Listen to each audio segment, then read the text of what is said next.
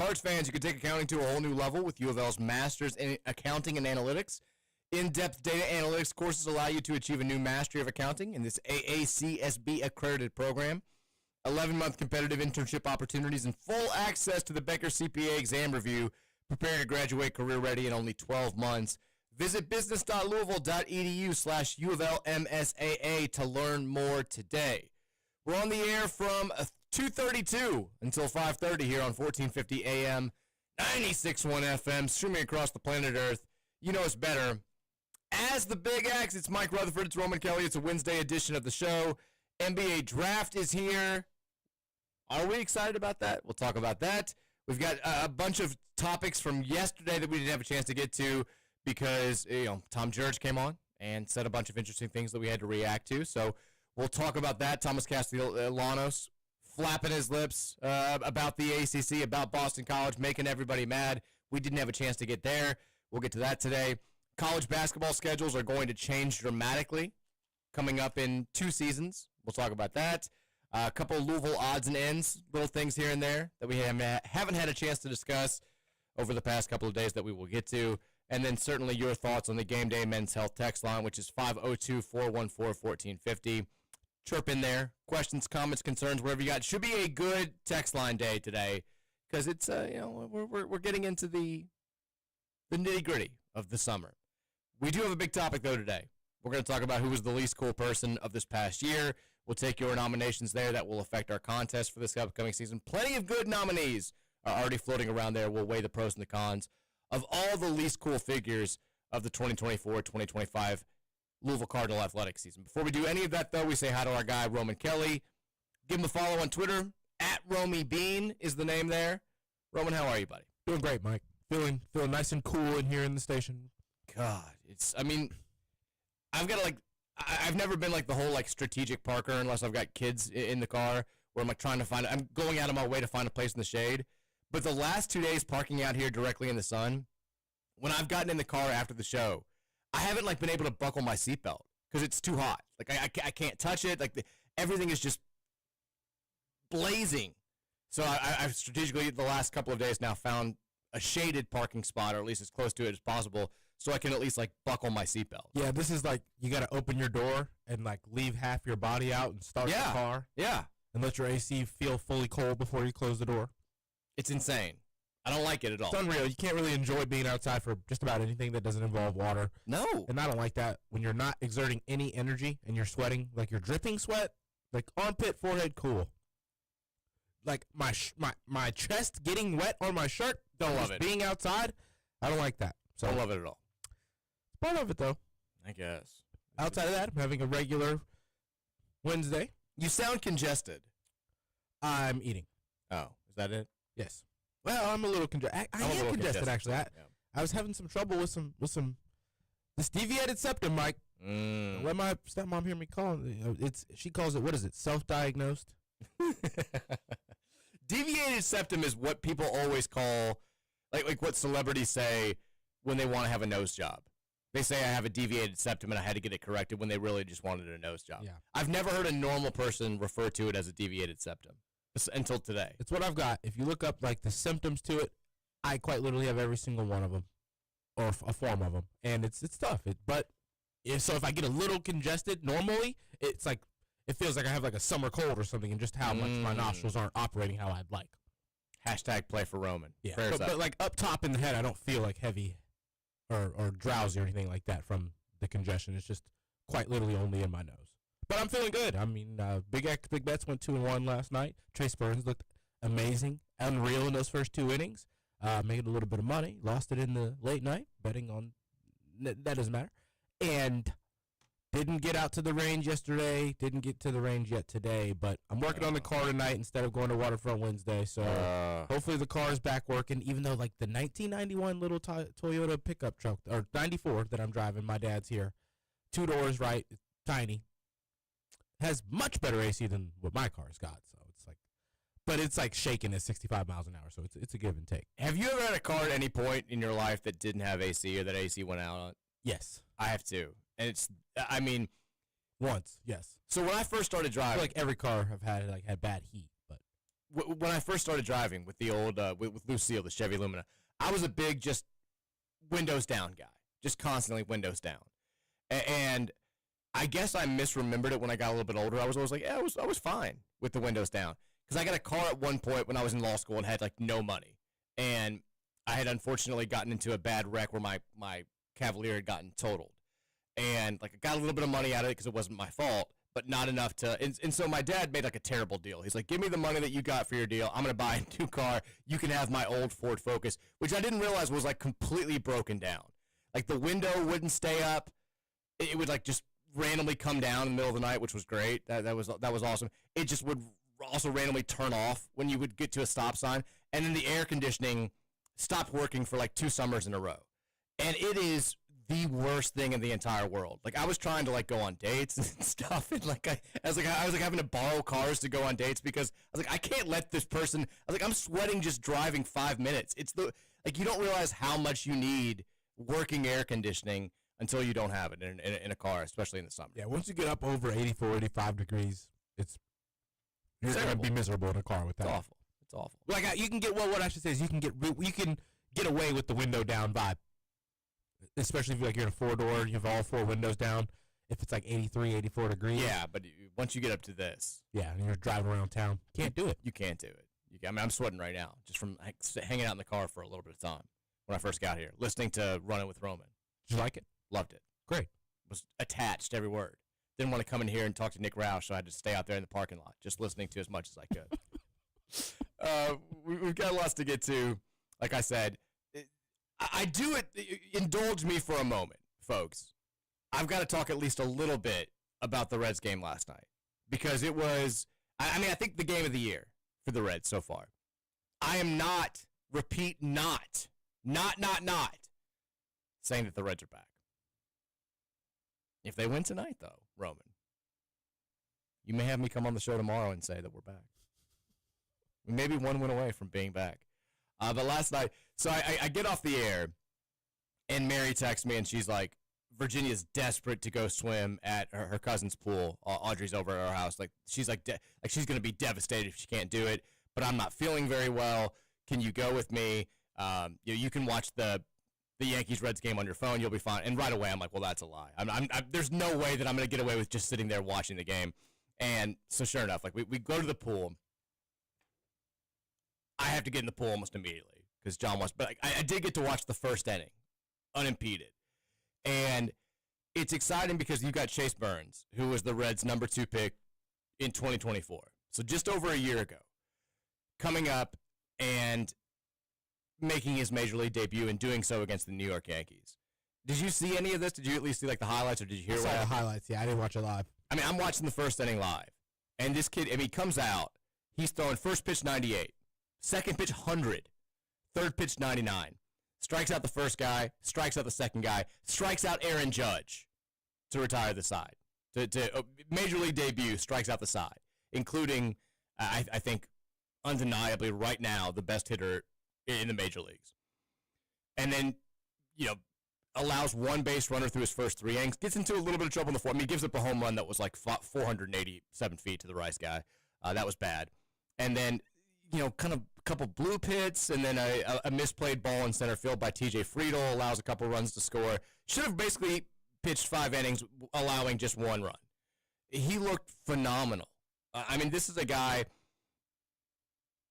I think, you always kind of take everything with a grain of salt when it's a young guy who throws that hard. Because a lot of time, I like that you're showing off the Grippo's bag. Because a lot of I just looked over. I was like, what's he doing? He's putting up the Grippo's bag to the camera. When you're this young and you throw this hard, we've seen this time and time again over the last 5 or 6 years. Arm problems can be a thing. Unless he gets injured, this dude's going to be a superstar. I don't know how long it's going to be with the Reds, but he's going to be a superstar. The slider is fantastic. He throws outrageously hard and consistently hits his spots. He looked very, very, very good last night. But for the bulk of the game, you're like, well, he looked great. Still very excited about this, but he's going to get the loss here. Gave up a couple of runs. The Reds offense is doing that thing where they just don't score. Yeah. And then 7th inning, First of all, the Reds have been 0-32 when trailing after 6 innings going into last night. 7th inning, couple little dink hits, little walk here, and then Christian Encarnacion Strand doubles in 3 runs. It's a new game. Boy. Yeah. I was given a collector's rookie card for him, by a buddy who's a big time card collector. And he was like, I just got this for all of our Reds friends. He's like, this is gonna increase in value, and every time he does something terrible, I'm like, Rod, check the value of the card for me, please. I was like, can I sell this thing for 13 cents? But he had a big moment last night. He started 2 back-to-back games. He's coming around a little bit, but none bigger than last night's double to tie the game at 3. But then it looks like the Reds are gonna, they get out of the 9th, and I'm like, we have to walk it off here. Give my life for a walk-off. They don't walk it off. You get to the 10th inning, the Reds have been horrible in extra innings. The only team that's worse than them has been the Yankees and the Rockies. The Yankees, for whatever reason, are terrible on the road in extra inning games. And you get out of a bases-loaded jam with Aaron Judge at the dish, and you're like, all right, well, now we have to score. They don't score in the bottom of the 10th. I don't know what it's going to take for Terry Francona to not trust Espinal in those situations.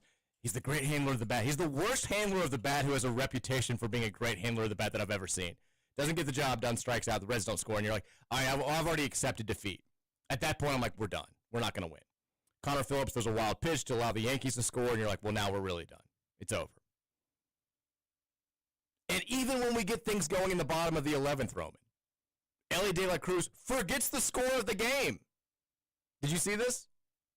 No, I did not see this. So he gets an infield single to make it 1st and 3rd. And then Spencer Steer hits a single to left center where, Ellie easily can go 1st or 3rd there. And that puts the winning run just 90 feet away. All you have to do is get a sacrifice fly and you win the game. Ellie just doesn't know the score. He's jogging to second base on the hit. And then when he sees the run cross, he starts kind of jogging towards the plate to go celebrate. And then sees that nobody else is celebrating and realizes, oh, my God, the game's just tied. So that's the winning run that should be on 3rd and instead is sitting there on 2nd. And thank God he ends up moving to 3rd on a wild pitch anyway. Gavin Lux pinch hits with the bases loaded, drives him in. I'm so glad that I don't have to be mad at Ellie because that would have been an all-time Reds loss to lose in that situation. But it was the best game of the year. Now they've clinched the series with the Yankees. They'll go for the sweep tonight. Pretty uphill climb. They've got to face Fried, which will be very, very tough. But it was a great night. And look, notice we haven't heard from Cubs fan Brian recently. Cubs are kind of faltering there. I know there's a lot of teams between them and the last wild card spot, but they're still just 2 games out. Feeling pretty good. How was your Tuesday night, Roman? It was good. It didn't do much at all. Pretty regular night. I don't know if you heard, but it was pretty much at the very, very start. But obviously I was supposed to be working on my car last night. That got moved to tonight. So kind of just changed up my whole plan for the evening. Didn't get into a whole lot. I did notice the station was dead air at one point last night. That wasn't on me. I figured it wasn't. But I was driving home from the pool and flipped over and there was just nothing on. I was like, well, I choose to blame Scoots. Have you seen the picture of Scoots the turtle, by the way? No. Oh, it's floating around. Somehow it's gotten his brother, Zach, sent it to me last night. I don't know how. I saw KRC posted on Twitter. He looks. I don't even know how to describe this. It's like he's half turtle man, half crocodile hunter. He's holding up a turtle. He looks like half pained, half the most excited he's ever been in his entire life. He's got this radio country station polo and bucket hat. I don't even know. You got to see the picture. It's fantastic. We need to put it on the YouTube stream coming up here. It's terrific. Anyways, that's what's going on at the Big X. It's crazy. I have a task for you today, Roman. What's that? Well, one, it's stop eating. No, I just had my mic off. I was looking at these. I was trying to find it. Are you trying to find the picture of Scoots? Yeah. Roush tweeted it out earlier today. Oh, wow. Here it is. Yeah. Let me see if I can get this up. Try to put it on the stream. This is what the benefits of watching the live stream on YouTube is you get to see Scoots holding a turtle every now and then. But I was going to say, I've got a task for you today. So it's NBA draft night. Yeah. I have historically loved the NBA draft. The NFL draft is fun for the first round. I like seeing who the Lions take. If there's Louisville players involved, obviously I enjoy that. but the NBA draft is more suited to me, and I think it's more suited to the local fan base because we know college basketball, and typically you've got some local names that are involved. I think that when I saw the Darren Ravel tweet from like 2 years ago that 7% of the city of Louisville was watching the NBA draft a couple of years ago, which is a ridiculous number for this area. I find myself, Roman, not caring at all about this NBA draft. We're not going to have a player taken. There's not a ton of local interest here. Cooper Flagg is going to be the number one pick, and behind him, I just don't know if I feel like any of these guys are going to be super can't-miss, bona fide game changers. I need you to talk me into getting excited about this NBA draft. And I know it's like, for you, it doesn't matter what the class looks like. You're an NBA guy. You're going to be pumped about this. I need you to talk me, the average casual fan, into being excited about this draft tonight. Well, Mike, I think I can do that. Okay. And part of the reason I can do that is because while you may not feel like the all-around skill on some of the guys in this draft outside of Cooper Flagg is really NBA ready yet. However, there's a lot of NBA ready athleticism in this draft, Mike. Okay. A lot of it. There's some high flyers you've got in Dylan Harper, Ace Bailey. You've got the kid from Illinois, Igor Dimon, who's going to be a great all-around kind of that Euro style of play, ball handling, playmaking kind of a kid. You've got the Danny Wolf kid. You've got Derek Queen. You've got a lot of really athletic player types that are going. The whole lottery are teams that are ready to utilize these players immediately. So while you may not feel like these guys are going to be great, and they may not be, we're going to have to wait and see, they are all going to get utilized pretty much immediately in all their situations. There's not a lot of teams that are drafting right now that are going to be looking to get guys that are going to sit on the bench. And there's also not a lot of prospects. There's not a lot of Reed Shepherds and Rob Billinghams in this lottery and really first round at all. I think VJ Edgecombe's kind of the same body type, but he's one of the highest vertical leaps in the draft. So, and there's no real certainty outside of what I'm seeing the second pick. So we don't know where any of these guys are really, really going. And that'll be another exciting thing to see, just to see how certain teams react to certain picks based on where they were working, who they were working out, and when.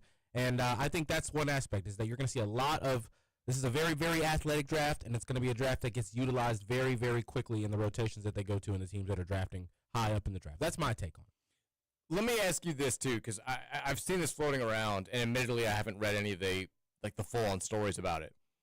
What's the deal with Ace Bailey? I keep seeing people that are talking about he's like... You remember Sharif Cooper? Yeah.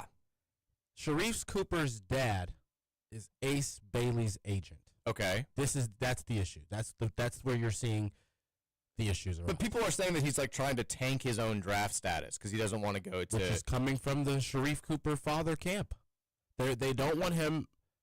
I don't know what they're trying to do. They're trying to say... He's like, I only want to go to these teams. I only want to go I'm not going to Charlotte. I'm not going to these two teams. Right, he says he wants to go to New Orleans, Brooklyn, or Washington. Can you do that? If you're not like the number one pick? If you're available at 7, the Pelicans are going to take you at 7. I will be very surprised to see where he lands. But is he basically saying, like, I don't want to go, like, I won't play if a team takes me at 3? That's kind of what he's trying to sound like. I don't think you can do that. You definitely cannot do that. That's another exciting storyline to see here. Will he ruin his career tonight? Let me ask you this. Do you think this because I've also seen people predicting that this will become more of a thing moving forward because kids are going to be now joining the NBA already wealthy. You've got kids that are getting huge NIL deals from college. They're signing huge sneaker contracts before they even get drafted. And so they're saying, like, well, I don't need the extra X amount of money that would come from being the number 3 pick over the number 6 pick. It's more about fit for me.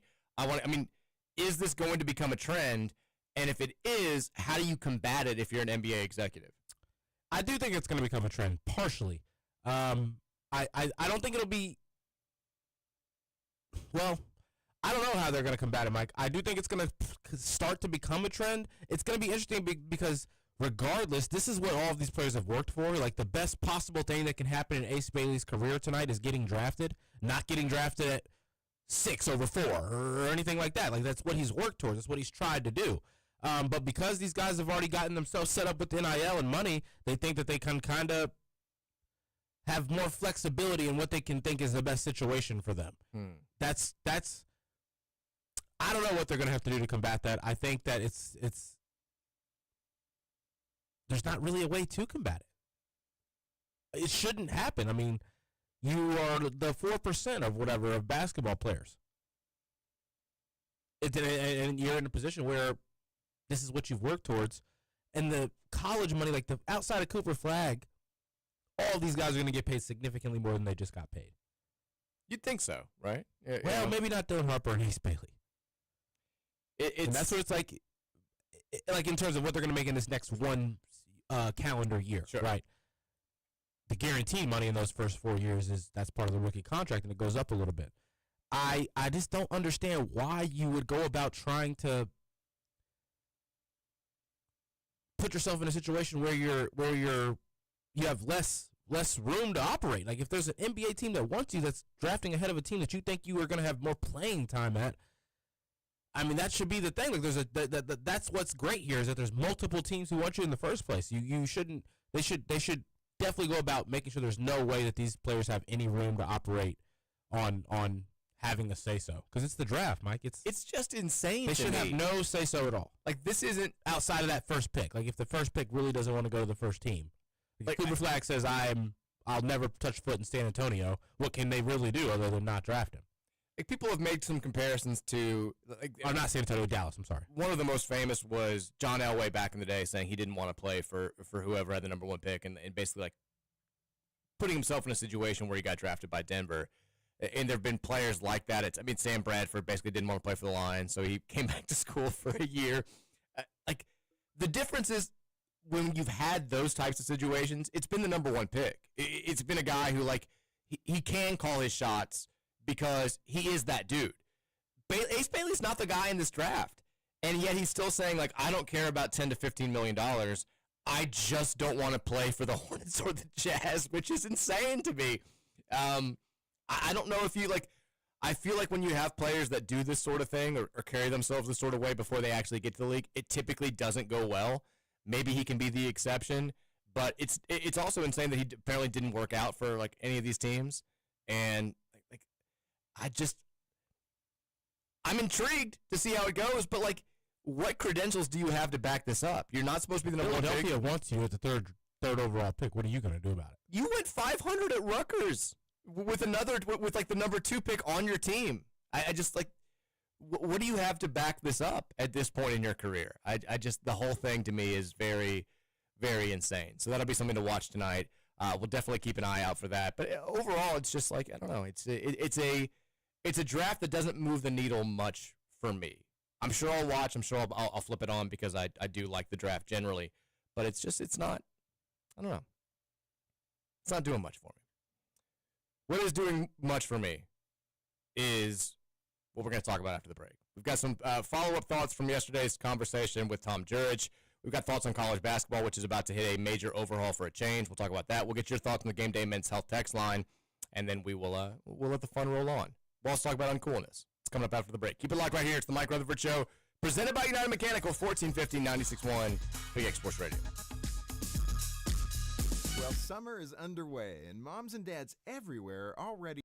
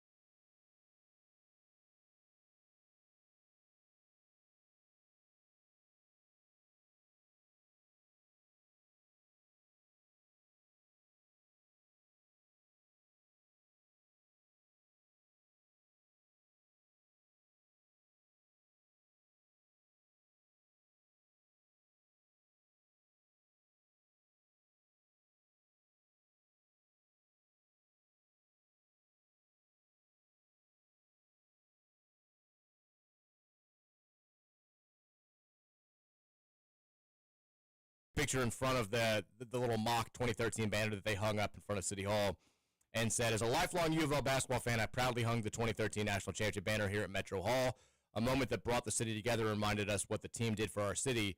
Should we bring it back?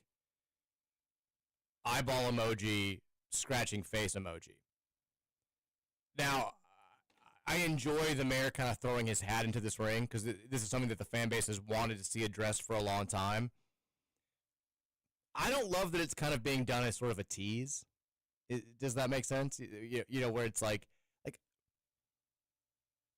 I don't need the guy who runs the city being like, should we do this? Like, it feels like sort of like a social media tease that you know, like I would have preferred if he's going to address this, come out and be like it's like we'd rather talk about it than actually make a process of going to do it. I mean, like everybody, I mean, you know the answer to this question that you're throwing out there. Like, should we bring it back? Everybody in the world wants it to come back, at least that are Louisville fans in this city. No if, sure should. There's not. Win will. Yeah, there's not one Louisville fan reading that who's like, yeah, I don't know if I want that banner back. It's, you know, I have to hear the pros and the cons. Well, should we?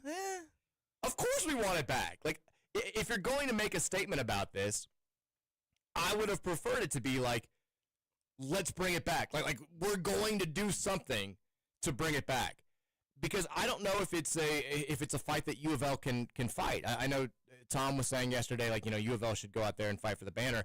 When you've had records reinstated to other places, it's been outside forces that have brought the fight. The instance that gets brought up the most when Louisville fans are talking about trying to get our records restored is what happened at Penn State, you know, 10, 15 years ago, which, let's say right from the outset, was exponentially more heinous than anything that took place at U of L during those years where Rick Pitino was the head coach. I mean, we're talking about the sexual assault of young boys at a ridiculous rate, with the powers that be at Penn State all being fully aware of what was going on and actively working to cover it up, and not having the person who was doing all of it. Shameful. I mean, disgusting. There's no question about that. So if we're going, you know, the issue that Penn State had was the same issue that U of L had. And again, these two cases are not remotely comparable. But Penn State was basically like, you can't take records away from us. You can't keep us from the postseason for violations that aren't technically violations of any NCAA bylaw. Like, the things that were done were disgusting and gross and all this stuff, but we didn't gain any competitive advantage. We didn't break any of your rules. We didn't do anything that justifies taking away results from specific seasons or banning us from the postseason or anything like that. You are regulating morality, which is exactly what happened at Louisville. No players, again, repeat, no players came to Louisville because of what Katina Powell did. She says as much in her book. The players that the recruits that were entertained by these strippers, none of them ended up coming here. Now, the punishment came as a result of active players being involved in these parties, people who were already on the roster, getting impermissible benefits that the average student couldn't get, in this case, like lap dances and stuff from these girls. But there was no competitive advantage gained. But it took in the Penn State case, this wasn't Penn State going to the court. It took the governor of Pennsylvania taking this whole thing to court, taking the NCAA to court, and having everybody be like, yeah, you can't take away records for stuff that, where there were no rules broken. That can't happen. So Penn State got all of its wins back that were taken away by the NCAA. They got their bowl ban lifted because the government got involved. So if we're going to have, the mayor of Louisville be like, should we bring it back? Well, we kind of need you to get involved there. You could probably make this happen. Take the NCAA to court. Because guess what? Their record over the last 10 years is like 1 in 1,678 in court. If we took them to court, we'd probably win. Luke Hancock went to court. They couldn't take away his MOP award. So I don't need that. I like that the mayor is addressing this, but give me something tangible. Give me some hope that there's actually going to be something done. Don't just be like, should we bring it back? Like, yeah, of course you should bring it back. Don't tease me about this. We all want the banner back. Make it happen. Get involved.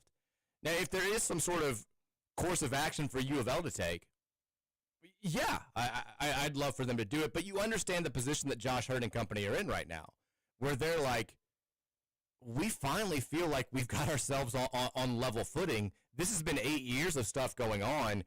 The program probably could have stabilized earlier if certain things hadn't happened. I mean, COVID threw a wrench into plans. The Dino Gaudio thing definitely threw a wrench into some plans. Hiring Scott Satterfield threw a wrench into some plans. But despite all of that, like, what set this whole thing in motion, what set the whole instability of the program in motion, were the transgressions involving the men's basketball program and the NCAA's response to those. So if you're Josh, I understand why you would be like, look, I mean, I want the banner back. I think it's ridiculous what the NCAA is doing, but we're just getting back to be normal. Why put ourselves in a position where we could be treated abnormally by the NCAA? Now, I think deserve the banner up. I think the Louisville fans' pushback against that would be like, we're already being treated abnormally. It's not like we're getting the benefit that we've done everything right. We've been the little, the loyal son who you pat on your head, and then we get disciplined way too hard. Look at the Ali Khalifa thing. We're not getting fair treatment already. The fact that the banner was taken away from the beginning was unfair treatment. So, what we've seen time and time again over the past decade is the schools that are willing to go, are willing to kick and scream and fight and claw and do whatever they got to do to not be punished are the ones that get away with what they've done. Carolina was like, it's worth it to pony up $2.2 million in legal defenses not to get destroyed by the NCAA, and they won. Other programs are doing the same thing. You can understand why Louisville fans look around and say, why don't we fight? It's time to fight. Maybe we'll fight. We'll find out. We're also going to talk today in much less serious matters. So I've done this on Card Chronicle for the billion years that I've done the website now at this point. I think, Roman, you were around for this last year, but you didn't get a real full taste of the actual event because last year was different. So we've done the least cool person of the year on Card Chronicle every year since I started the website. It started a little background. It started with when I first started doing the website, I had a weekly feature that I would do. I'm in college at this point, where it was like cool with, uncool with. And I would do like 3 things from the week that I was cool with and 3 things from the week that I was uncool with. It was a very like 2006, 2007 bloggy type deal. But it led to having at the end of the athletic season, crowning the most uncool person of the overall athletic season. It doesn't have to be a person. It could be a thing. It could be, we've had the replay officials from the Super Regional have won it before, but we've done it every single year. Now, last year, because the choice was so overwhelmingly obvious in Kenny Payne, we opted, and I think it wound up being a great success, we opted to have a Kenny Payne Things tournament, where we took like the 16 most outrageous things of the 2-year Kenny Payne era and turned that into a tournament, because if we'd done it normally, Kenny Payne would have won with like 99.9% of the vote every single round. But this year, we're back to normal. So today, with the baseball season wrapped up and the entire U of L athletic season wrapped up, we open the nomination process. So these are, to clarify, we're talking just about the 24-25 athletic season. There's no like lifetime award. Your uncoolness is judged solely on what uncool things you brought to the table during the 24-25 athletic season. So, Roman, if I'm asking you to give a nomination, because there's some good ones floating around, the least cool person, place, thing, whatever, of this past athletic season when it comes to U of L sports, where do you go? I have a few, Mike. Okay. South Bend, Indiana. You want to get in? No. To that? No. You just don't like South Bend? No. I didn't realize your experience was that bad. It was terrible. Mm.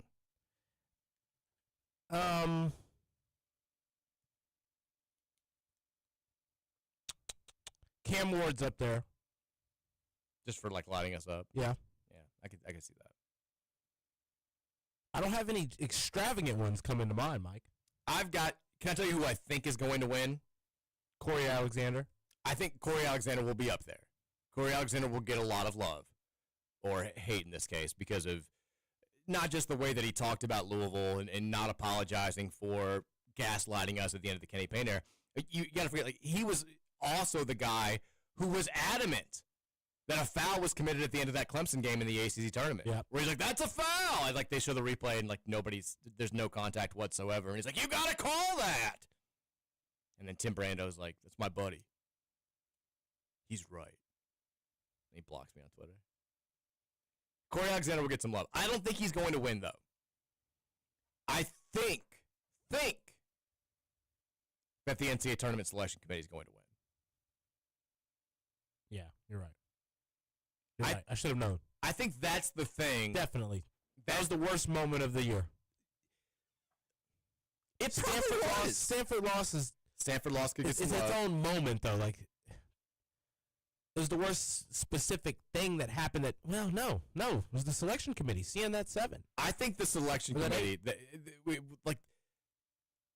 they ripped away what was supposed to be this cathartic moment that we'd all been waiting for. I mean, we hadn't had our name called on Selection Sunday in 6 bleeping years.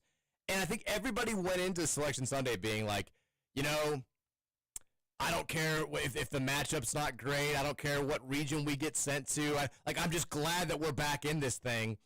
And then, we're the third name called. And it, like, takes away, like, we don't even get a chance to enjoy it. I think everybody immediately was like, okay, I was wrong. There is something that can really piss me off about this. Because we felt like we got a bad draw against Creighton. We felt, we're in the same region as the number 1 overall seed. If we win a game, that's who we have to play in the second round. And then we find out, I guess, a little bit later that we're playing the very first game of the tournament. It ruined the day. I think we tried to hype ourselves up over the last, the next couple of days and move on from it. But, like, it completely obliterated what was supposed to be this joy. Like, the team didn't even get excited when they popped up on the screen. Like, Pat Kel's looking at Javon Haley like, are you kidding me? Are we like, it was such a unexpected, like, we thought at the very worst. I mean, most people thought at the very worst we're going to be a 6. But, like, worst case scenario, like, I can't believe the committee's this bad at their job, we would have been a 7. And then to pop up as an 8 in the region of the number 1 overall seed, playing a Creighton team that a lot of people thought was going to be a 7 or an 8, was just such a gigantic punch in the face. I think that they'll win. Now, we still could have gone out there and won the game. That's on us to go out there and make the committee look dumb, and we didn't do it. Yeah, that's why it's tough for me to. But I think that they will win this tournament when all's said and done.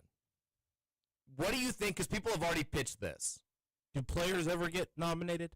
We stay away from active U of L employees or players. Okay. Why? Who are you thinking of? Someone from the Stanford game. Dan Holloway? Yeah. Well, he had his own issues there, yeah. Wasn't very cool.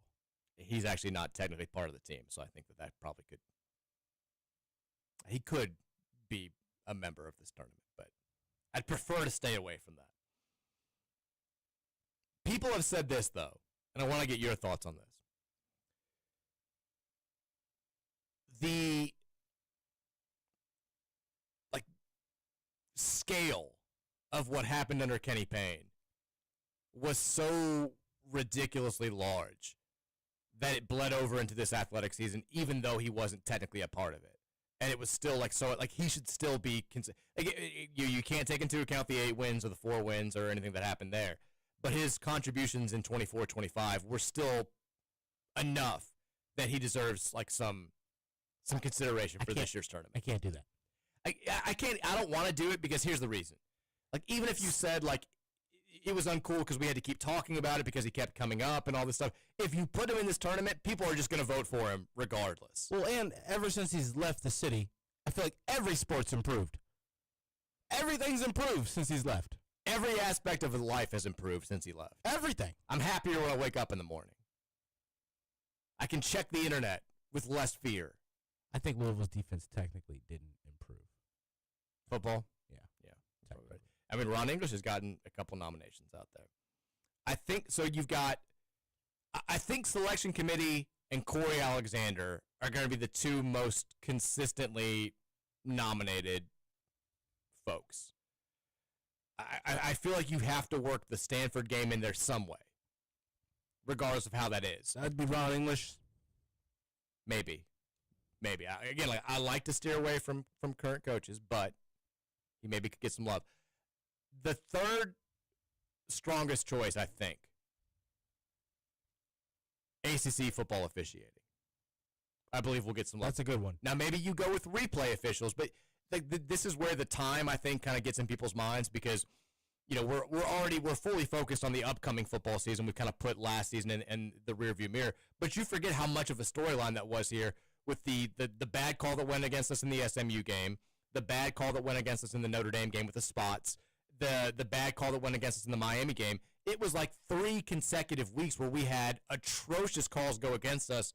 The most damning, I think, being the one against SMU, where they overturned the call on the field and everybody was shocked that they did it.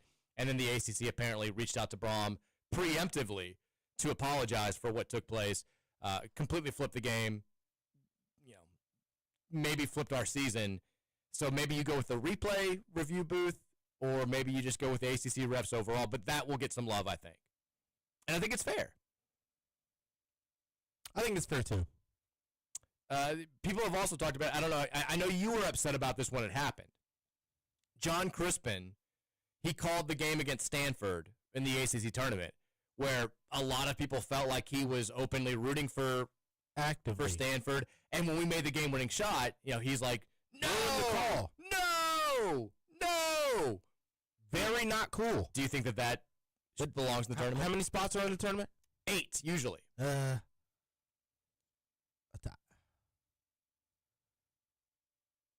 He's gotten multiple nominations already. 8. If it's 8 spots, I think he's a potential. I think that's a potential. I think it's a good potential. How do you feel about the Vandy Whistler being involved? No. I don't care about it because we won. And we only played them one time. I don't think the Vandy Whistler belongs. And I feel like it's not like they would have done that against any team, too. So people have thrown Greg Sankey out there. People have thrown people keep saying Kenny Payne because he's still on the payroll, which I get. But what do you think about the Duke men's basketball social media account? They were butthurt, weren't they? They were so butthurt and so outrageous when it came to like what they put out there. I made it to the point Pat had to say something. Yeah, I actually feel like that's a good one.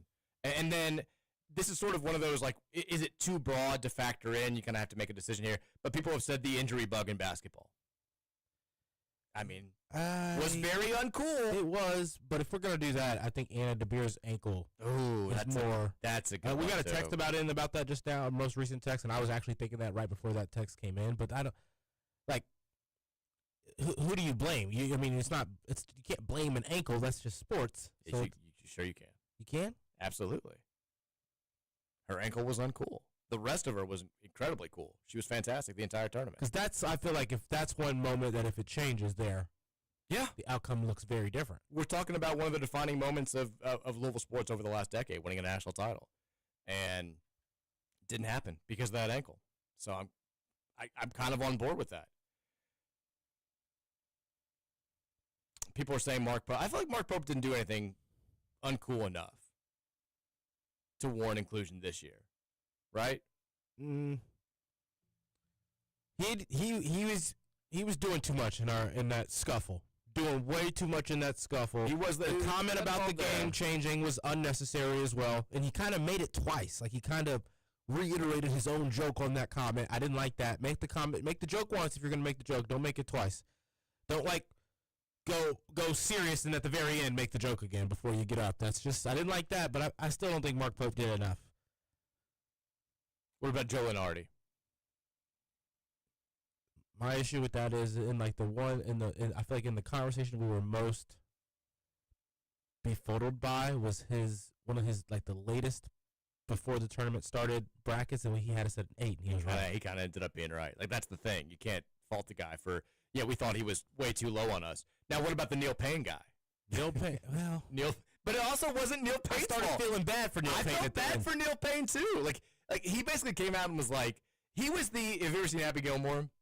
Not all the way through, but he is the guy at the beginning who's like he's like I gotta take your grandma's house. He's like it's not me doing it. He's like I remember that scene. Yeah. like that's Neil Payne where he was like I'm working off this flawed formula, the BPI. It's not me saying this. I'm not saying that Louisville's got a 36% chance of making the NCAA tournament. It's don't get mad at me. I feel like you've got to have some integrity there, though. But I think he did. I think he clearly went and changed the system. Yeah, he made him change it. He said, "I'm not doing this anymore if you keep making me do it this way." Well, they basically it wasn't like they changed. They didn't change the system. They realized that the system was screwed up. They like looked into it and they were like, "Oh yeah, we really making him put bad quality work out."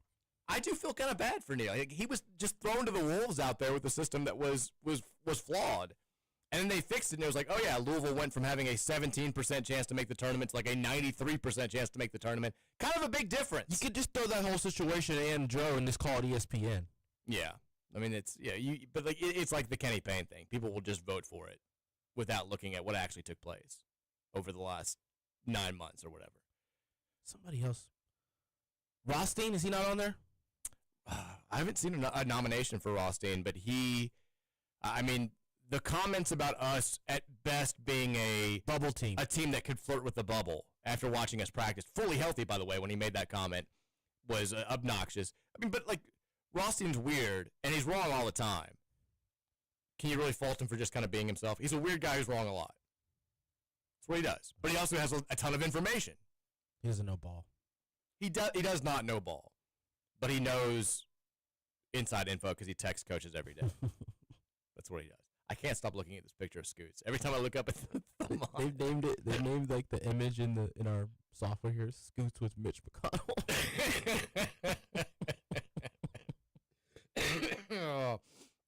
I saw it. I was like, he's the new Kentucky Turtle Man. But I have no frame of reference for what's going on here. Like, what is he doing? I don't know, but I do know. Is he working at an animal shelter? Scoots is a big animal guy. Okay. He is always catching snakes around his house, according to Debbie. I saw that. Did you see the snake that was at TJ's house? No, I didn't. While we're on this, he put a picture. I was like, I gotta move now. It was like a huge copperhead or something in his garage. Oh yeah, that thing's sizing you up. Yeah, I was like, I'm gone. I'm not living at that house anymore. I've got to move at that Actively point. waiting to eat you. No. My dad had this big thing for a long time with my mom. But when they got married, he was like, here's a deal for you.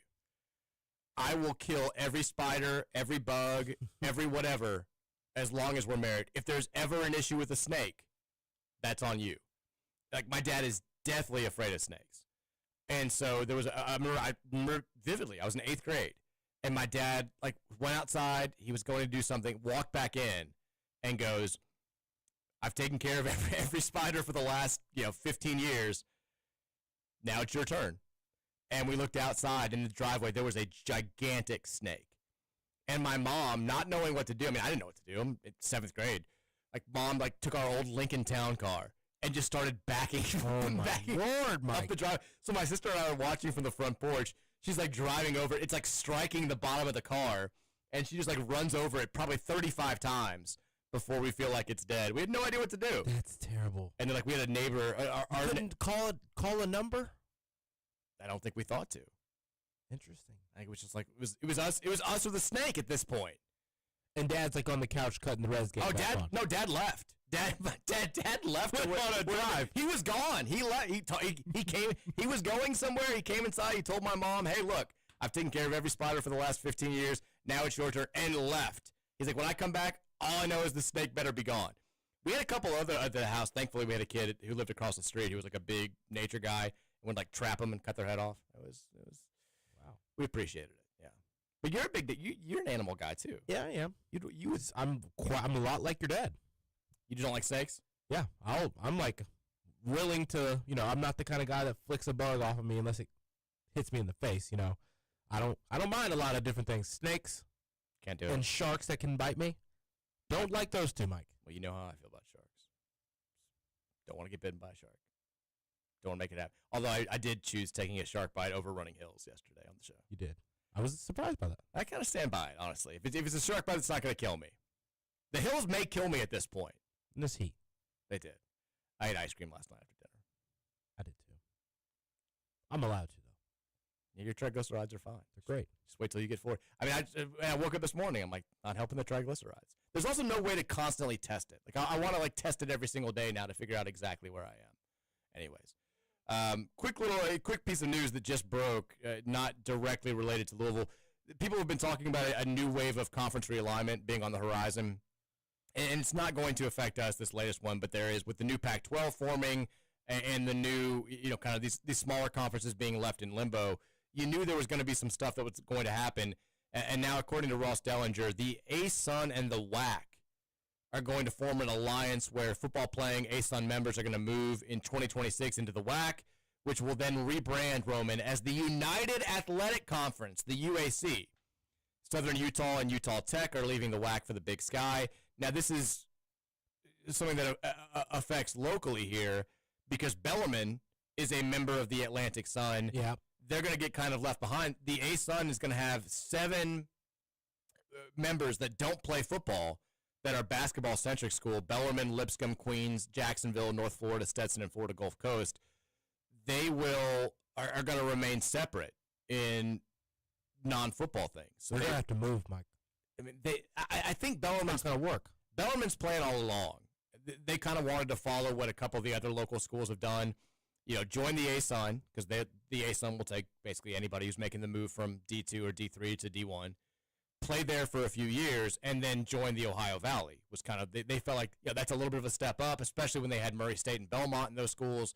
And the problem is, of course, Bellarmine has been not great the last couple of years, and it's on Doug to get them back kind of into form. If they do that, then I think you're in a better position to be attractive to a conference like the Ohio Valley, which right now also needs some juice because they lost their biggest programs in recent years. So hopefully they can make that happen, because right now it looks like the ASUN is in a tough spot.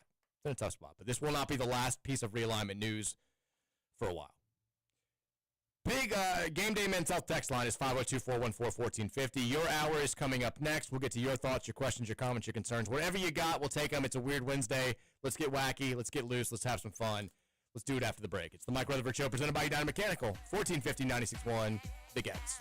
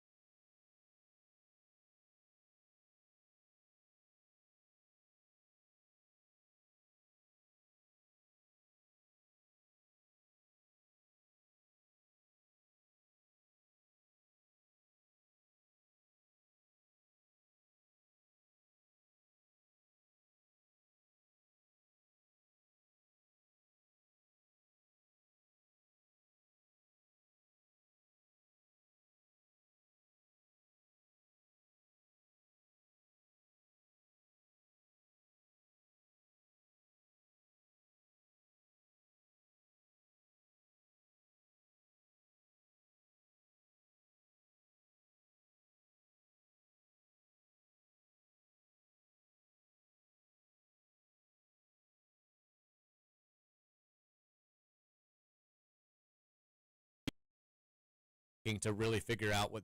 But I think what they're doing right now and what we see them doing with the 26 class is giving us some insight into what they like. They're going after the best point guards in the country at the lowest level, at the traditional recruiting level. They're surrounding them with very experienced talent in the backcourt from the portal. And then they're going into the international ranks to go and get some size in the front court. I think that's the plan moving forward. They want Dylan Mingo. They want some, they clearly want Tyron Stokes, but that's more of a just, hey, he's unbelievably good, and you've got an inside connection to him. Go out there and make it happen. But I think that they're going to say, let's go after the best freshman point guard in college basketball. Let's try to get him in to be a Louisville Cardinal. Let's surround him with some of the best transfer portal players, guys that have played 3-4 years of college basketball. And then let's try to retain our roster from the past season as much as we possibly can. And then let's go get some international talent to help out in the front court. If it works this year, why not follow that blueprint? Texas says the Riddler's official rank nominations for the Card Chronicle Least Cool Person Tournament are Corey Alexander, Neil Payne, ACC football replay officials, and the NCAA Tournament Selection Committee. I think besides Neil Payne, those are all going to be very consistent nominations. Yeah. Texter says, did my text about the swing players not come through? I sent it and immediately got an auto reply about fixing my boner issues with Game Day Men. So more people have said they've gotten the auto reply. I don't know how we fix that. Have you seen this? Everybody's gotten it. That's why they're coming in red. So that's what's happening. See if I can figure something out. Is this currently have no scheduled messages? Is this like part of the deal, or can we? Because I don't want to have people spammed if they text into the show. Is it every text? It seems like it's a lot of. Surely it would be every text. Yeah. Anyway, the text was the original text. The texter was, "Give me your top swing players on football and defense for the football team this year." And by swing player, I'm thinking of someone who could materially change the outcome of the season if they are considerably better or worse than we expected them to be. Let's exclude quarterback from this exercise. I think that's the right thing. Okay, I'll let you take the first stab at this, Roman. Your swing players. If this guy is really, really good, we can be incredibly good. But if he's really bad, we're going to struggle on both offense and defense. I'd say TJ Capers. Okay. For defense, for football.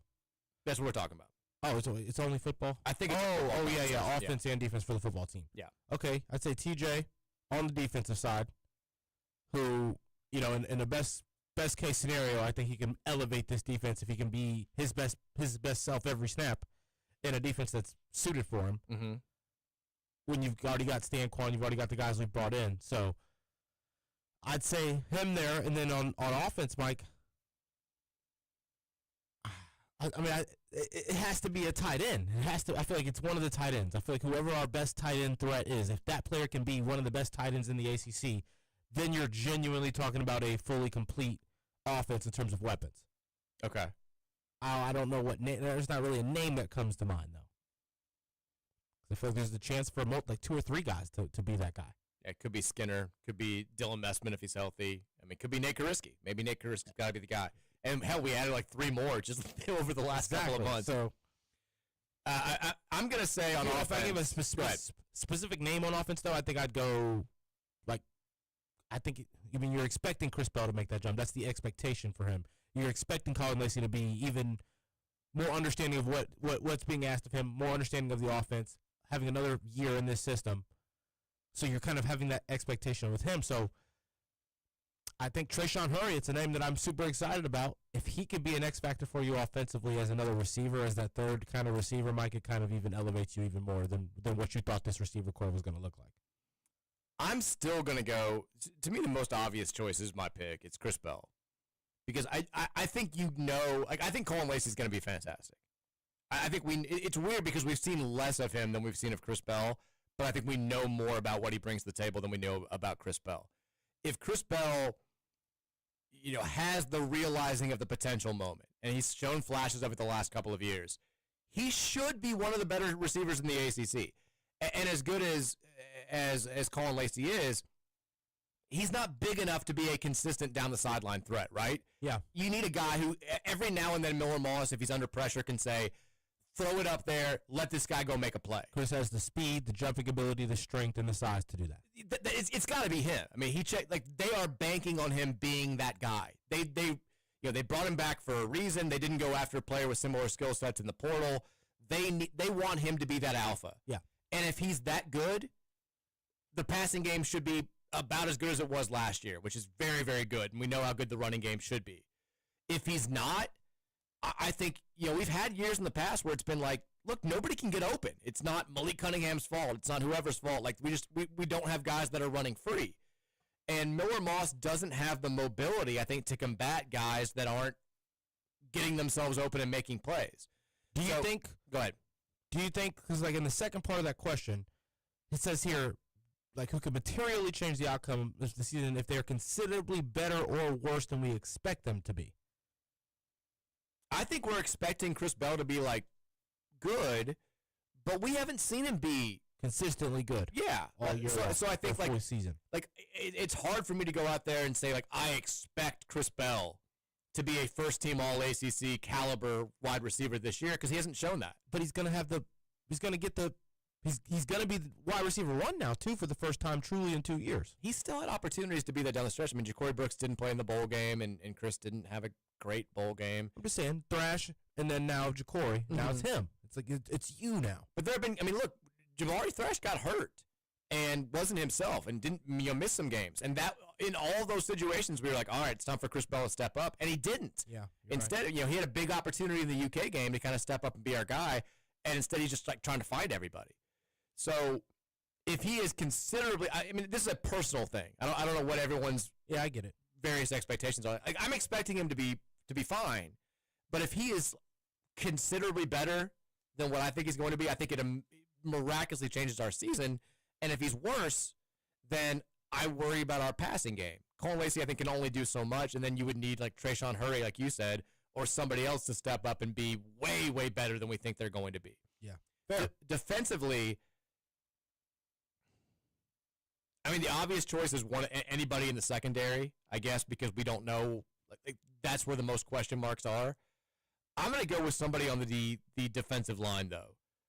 I think, nose is a exceptionally important position for this defense, and it's been pretty good the last couple of years. There's going to be a lot of pressure on Renee Conga. We saw him do it in flashes last year when he got chances to be a starter. We need him to be a dominant defensive lineman.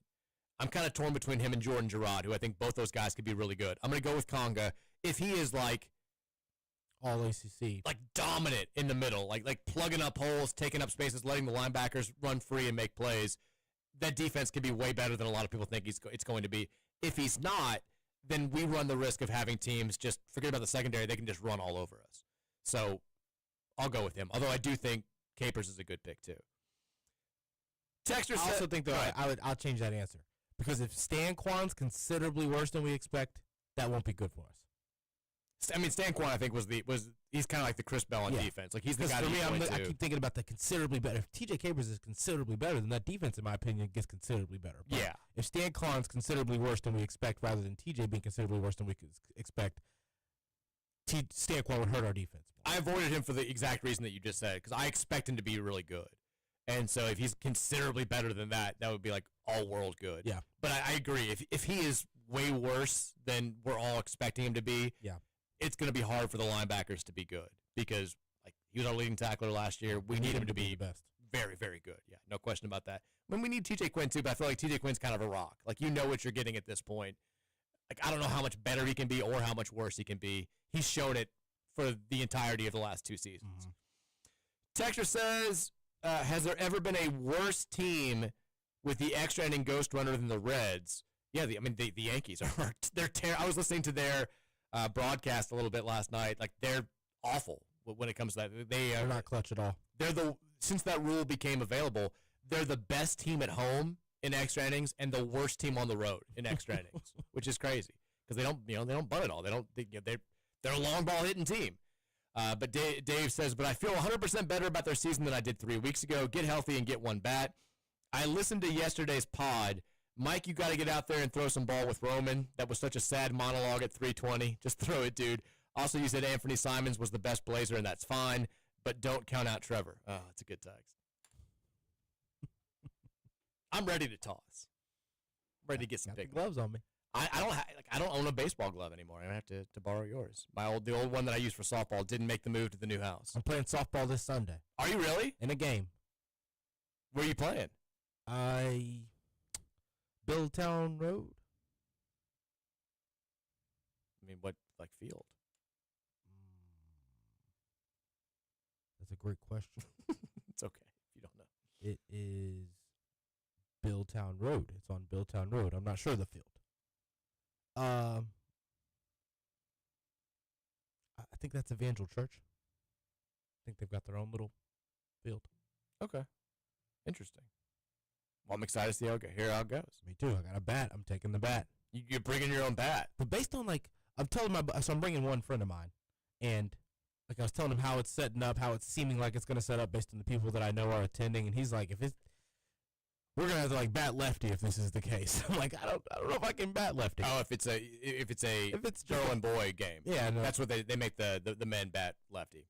Oh, that's a common thing? Yeah. If you play in a mixed league. Yeah, it's mixed. Then, yeah, you're going to have to bat left-handed. But it's already like a lofted, slow pitch, isn't it? Yeah.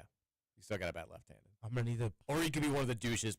Because I played in a couple of these leagues, and there would always be somebody who's, faking that they were, they would hit lefty, and they actually were left-handed. I'm like, come on, man. Do you really need to cheat to win in a mixed softball league? Come on. I hated playing because I suck left-handed. I don't do anything well left-handed. I think I'll just... If I have to do that, I'll probably bunt. Well, bunting's usually not allowed in softball. Oh. Yeah. Texture says, following up on the discussion from yesterday around revenue sports, are we sure women's basketball is actually profitable? I don't know what NIL figures are required to bring to field a competitive field, but if they're only bringing in $1 million, it's hard for me to think that we're profitable. Same for baseball. Volleyball might be the only profitable non-power sport. I mean, the numbers that were out there, I think women's basketball produced a profit of $1.2 million.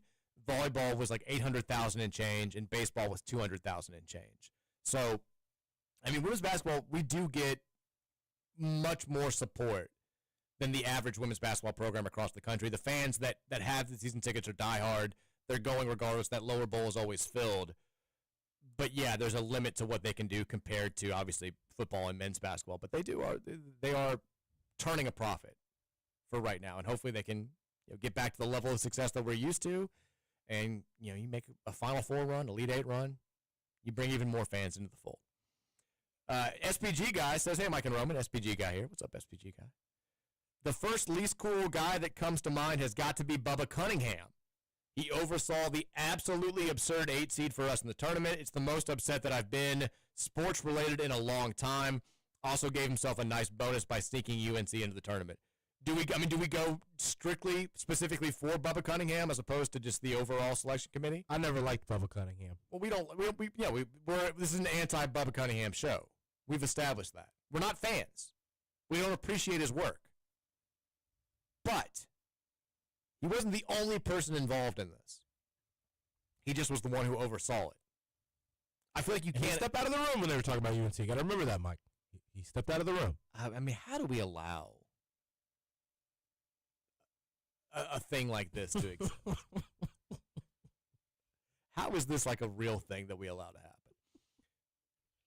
I'm looking at all the texts from people who are like, my boners are fine. Stop texting me about this. I don't know what to do about this. We're going to have to do something about this, though. What is podcast random thoughts guy sending in? The Rom skip shot on the water ace on Augusta was pretty good. Mike with the Hunter S diet, hash with breakfast, cocaine with lunch, Quaaludes with dinner. I only eat 2 meals. Don't worry about it. Get a rowing machine and put a picture of KP as captain of the Titanic on the wall. Finally, this was a blind spot for me, but the Kentucky State Treasurer has an unclaimed property website. Everybody should check to see if they're there. Rick Pitino's got one. Well, I know there's something about that that's not really unclaimed. Andre McGee has an unclaimed property. Vendor checks? What I don't know what that is. These are interesting. It's not like a real property, right?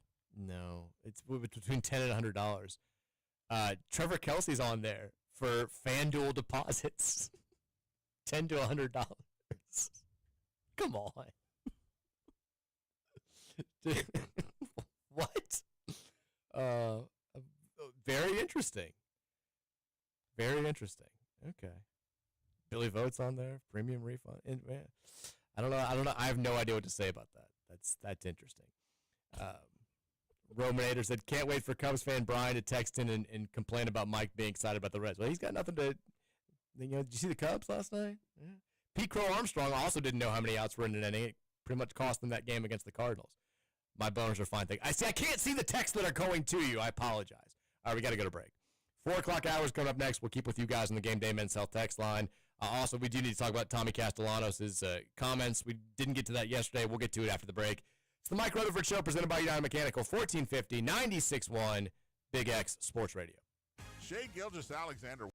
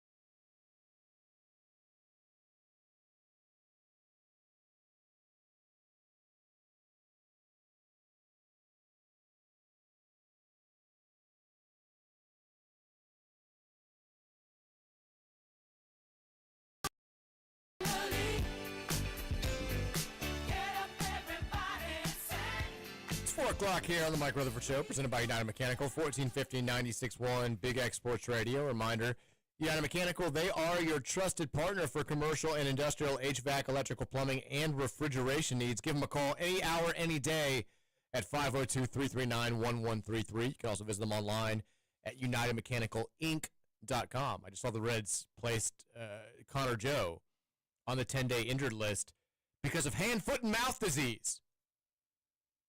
Connor Joe been texting into the text line. I'm telling you, it's crazy. Like, weird stuff happens on the show where it comes up out of nowhere, this weird topic, and then it somehow becomes applicable in the real world, like, the next day. It's been a consistent theme of the show for the last almost 4 years now. It's crazy. Best of luck to Connor Joe for getting rid of his hand, foot, and mouth disease. I wish this could, like, describe his play or explain his play since we signed him, but it can't. The Reds have recalled Ryan Velade from AAA Louisville to take his place. A couple of pieces of nuggets before we get back to the Game Day Men's Health text line. One, I'm not necessarily thrilled about this, but Rick Pitino has taken St. John's and made a major switch in their apparel affiliation. St. John's has been a Nike school for the last decade. Rick Pitino, who has had the personal deal with Adidas, even though he's coaching a Nike school, has now made St. John's an Adidas school. They're in the three-stripe family. I don't love this because, I mean, we all know how this works. Adidas tries to funnel Adidas kids to Adidas schools. Nike tries to funnel Nike kids to Nike schools. You know, we were all excited to see a couple of big-time recruits that were after sign with Adidas recently because we knew it greatly enhanced our chances of landing them. And it seems like we're in a good place recruiting-wise right now. It seems like Adidas is helping us out. And now you've got another big fish that they need to feed.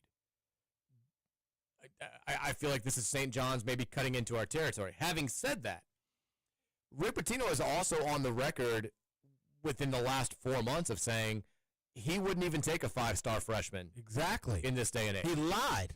Well, now here's the thing. It's like Rick Pitino notoriously not be a person who is held to his prior comments. So it would not be shocked at all if he says this and then, 3 months from now they're trying to go and get a five-star point guard and competing with us to make that happen. So this could definitely be a situation where they cut into our recruiting territory, and I don't love that, Roman. I don't either. But if he wants to keep it transfer portal centric, okay, I'm fine with that too.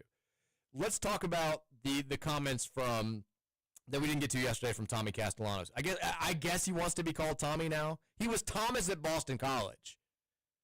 But like so many Thomases from the Northeast, once they go down to the trash land of Florida, they become Tommy. That's not fair. I shouldn't say that. They instantly become Tommy once they get to the Panhandle. They're not on the Panhandle. But Thomas Castellanos, who is going to be the quarterback for FSU this year. He's made headlines a couple of times this week already. So they're going to play Alabama this year, FSU. And he said, I always dreamed of playing against Alabama. And now they don't have Nick Saban to save them anymore. I just don't see them stopping me. It's quite the comment. It's not like I don't see them stopping this offense. It's I don't see them stopping me. Seems like an error. Buddy. He didn't stop there, though, Roman. He was asked about Florida State's chances in the ACC this year by Pete Nakos of On3. And he said this: I feel like I tore the ACC up by my damn self for the last 2 years, and now I'm with a squad. I hope people don't think that Florida State is going to be the same team that it was last year because we have weapons. People can't just sit back in zone coverage and watch me. Now, this comment understandably has drawn the attention of a number of rival fans in the ACC. It's also drawn the attention of his former teammates at Boston College, who, like, a handful of them have been like, that's not really the way that I remember it. Like, I think they've tweeted that exactly. So, I mean, Castellanos, I feel like I tore the ACC up by my damn self for the last 2 years. That's crazy. Is that the way that you remember it, Roman? That is not how I remember it at all. I remember last year, again, we played a competitive game against Boston College. We were down at halftime, had to make a comeback to win the game. In that game, though, Tommy Castellanos, 13 of 28 for 164 yards, 35.2 quarterback rating. And the only reason why his numbers were that good is we had a couple of busted coverages. Remember they ran that trick play on 4th and 1, and he hit the tight end for a big. He threw 3 touchdown passes because they were all like, a couple of. This was the height of the Louisville defense just refusing to cover people like 4 or 5 plays a game. He also rushed 15 times for 43 yards. That's an average of 2.9 yards per carry. He got benched. I don't believe he didn't do anything in that last drive against us. He did not. I don't believe that was him tearing up the ACC by his damn self. Also, the year before, we beat his team 56-28. He also had a completion percentage in that game under 500. This is bold talk from a guy that's been average in the ACC. Good, but Boston College level good. I was surprised that Florida State chose to take him as their guy. I think he's got a lot of skill, but the notion that he was putting up Lamar Jackson type numbers is just not backed up by any sort of reality. I also think there's a reason the worst team in the ACC came calling. I mean, he's my size too. The dude's I don't think he has any sort of issue with peptides or anything like that. I think his triglyceride numbers are fine, but he's 5'10". He's not that big, and you can't do the whole scramble and make stuff. He's fine, but the whole notion that he's been this dominant figure in the ACC, he hasn't been all conference at any point in the last 2 years. Now, Lenora Sellers, the quarterback at South Carolina, who also has to play Alabama this year, was asked to react to Castellanos' comments. And he just said, shoot, Alabama's still Alabama to me. They were good last year. They're a good team. They're big, strong, and fast. That's how I remember watching them growing up. I don't really think they've changed that much. Obviously, they've got a new coaching staff and all that, but they're still SEC ball. They're still Alabama. He's realistic. Yeah. I mean, this is why I hate doing I hate being in a position now where we have to do the rah-rah conference thing, because I kind of want Castellanos to get his ass just buried by Alabama. Just shut up. But we can't root for that. We have to root for him to be right at this point. We got to root for him to beat Alabama. Don't we? No. You're not going to do it? No. I think Alabama will lose enough games to put themselves in a situation where they don't matter anyway. You're probably right. I want them to lose. I mean, hope Florida State does better. Hope Florida State's a better team. He's talking crazy, Mike. He's talking insane. Insane. And also, I wonder how his. He sounds like me. He sounds like if I was an ACC quarterback. If I was actually at his. Well, I mean, if I was at that point, if I was doing it, I would be modest. I know I would. I wouldn't ever say anything like this, especially getting an opportunity to be on a bigger platform, bigger stage, and go try to improve Florida State. He's just no reason to be saying these things. These things, you don't even have the statistical numbers to back them up. I don't really feel like you have the eye test to back it up. But that's what the Florida State fans like, I'm sure. He also said, "I'm here to try to save jobs." He's basically he's doing the big dog Jesus Christ thing. The only thing that he didn't say was, "I'm not Jesus Christ," but he's trying to reinvigorate the program. I'm trying to keep everybody paid. I'm trying to keep meals on the plates of children. I'm trying to save the city of Tallahassee. Now, Danny Cannell, who played at Florida State as well, at quarterback, is not a big fan of these comments. He said, Coach Bowden used to always tell us, specifically around Miami and Florida week, he'd say, all right, there's going to be a bunch of media attention. Let's make sure we're only saying nice things about the opponent. Don't give them anything to fuel their fire. Don't give them any bullets. Don't give them any more material. I guess it's so early in the offseason that you don't think it could happen in the week of the game. You're a little bit more careful. He also said, why give them any added motivation? If anything, you want a sneak attack. You want them to overlook you and think you're not good, as opposed to, which woke them up a little bit. He kicked the hornet's nest, if you will. That's what Tommy Castellanos just did. He kicked the hornet's nest, and he's about to find out if he can run away from them or not. Danny Cannell, who I don't ordinarily agree with, I feel like, I think with a very rational take on this whole deal. Like, why would you?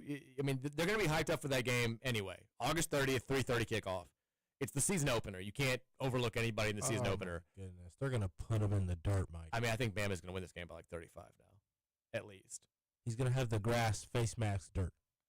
They are a 12.5-point home underdog at this point for that game. I feel like Bama's going to cover it after these comments. They probably would have covered anyway. But like, I just don't understand. Like, my question is, what do his teammates think at Florida State? Are they like, hell yeah, we needed somebody to come up and have this attitude?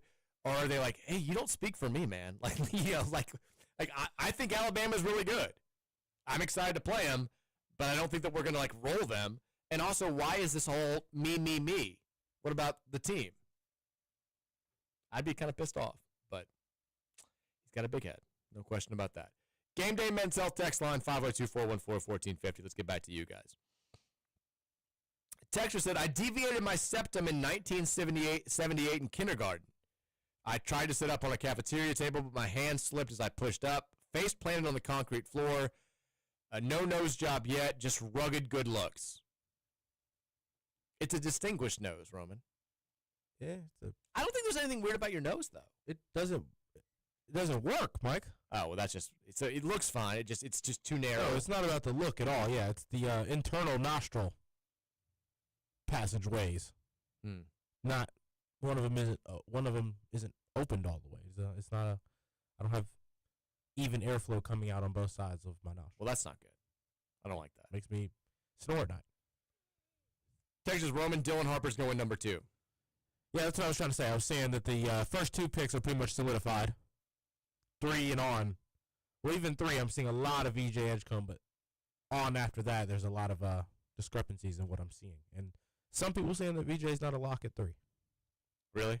Yeah, I think he is, but we'll see. Give me some crazy trades tonight. Like I need. There's not going to be one. That's I know, but I need a reason to get interested. They keep saying it. Nobody, like, none of the first 3 picks are going to trade down. I don't think anybody's going to trade up to try to get to 4, 5, or 6. Like, we're not going to see a Luka Doncic, Trae Young kind of a thing. You're going to see a bunch of that. We're trading the 16th pick down to the 25th pick and next year's second-round pick, like, for a current roster spot or to get rid of somebody. Things like that you're going to see. You're not going to see anything too extravagant just because this is one of those. It's a weird year where a lot of these teams need these guys. You're jinxing this by saying this, you realize. I hope I am. We're going to get to the draft and they're going to be like, the Lakers have traded Luka Doncic for the number 1 pick. That'd be insane. Be great. I want something like that to happen. Spurs package up. Stephon Castle. Wembanyama. But I don't know. I don't project any of the top 3 teams will do anything crazy. I don't. In terms of if you're trying to get like an elite guy at the 3 spot, if you're the 76ers, if you're trying to get the quickest player to a superstar kind of level talent with what you've got on that roster and what Tyrese Maxey is for you, you would think Ace Bailey's the better project there, right? I don't see how you go 6'3", 190 VJ Edgecombe and put him next to Tyrese Maxey. I feel like you're just asking for a scoring backcourt that can't defend well.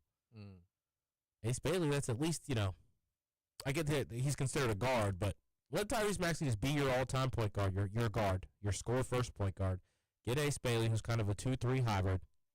You've got Paul George coming back from injury. You've got Joel Embiid coming back. That's what I would do.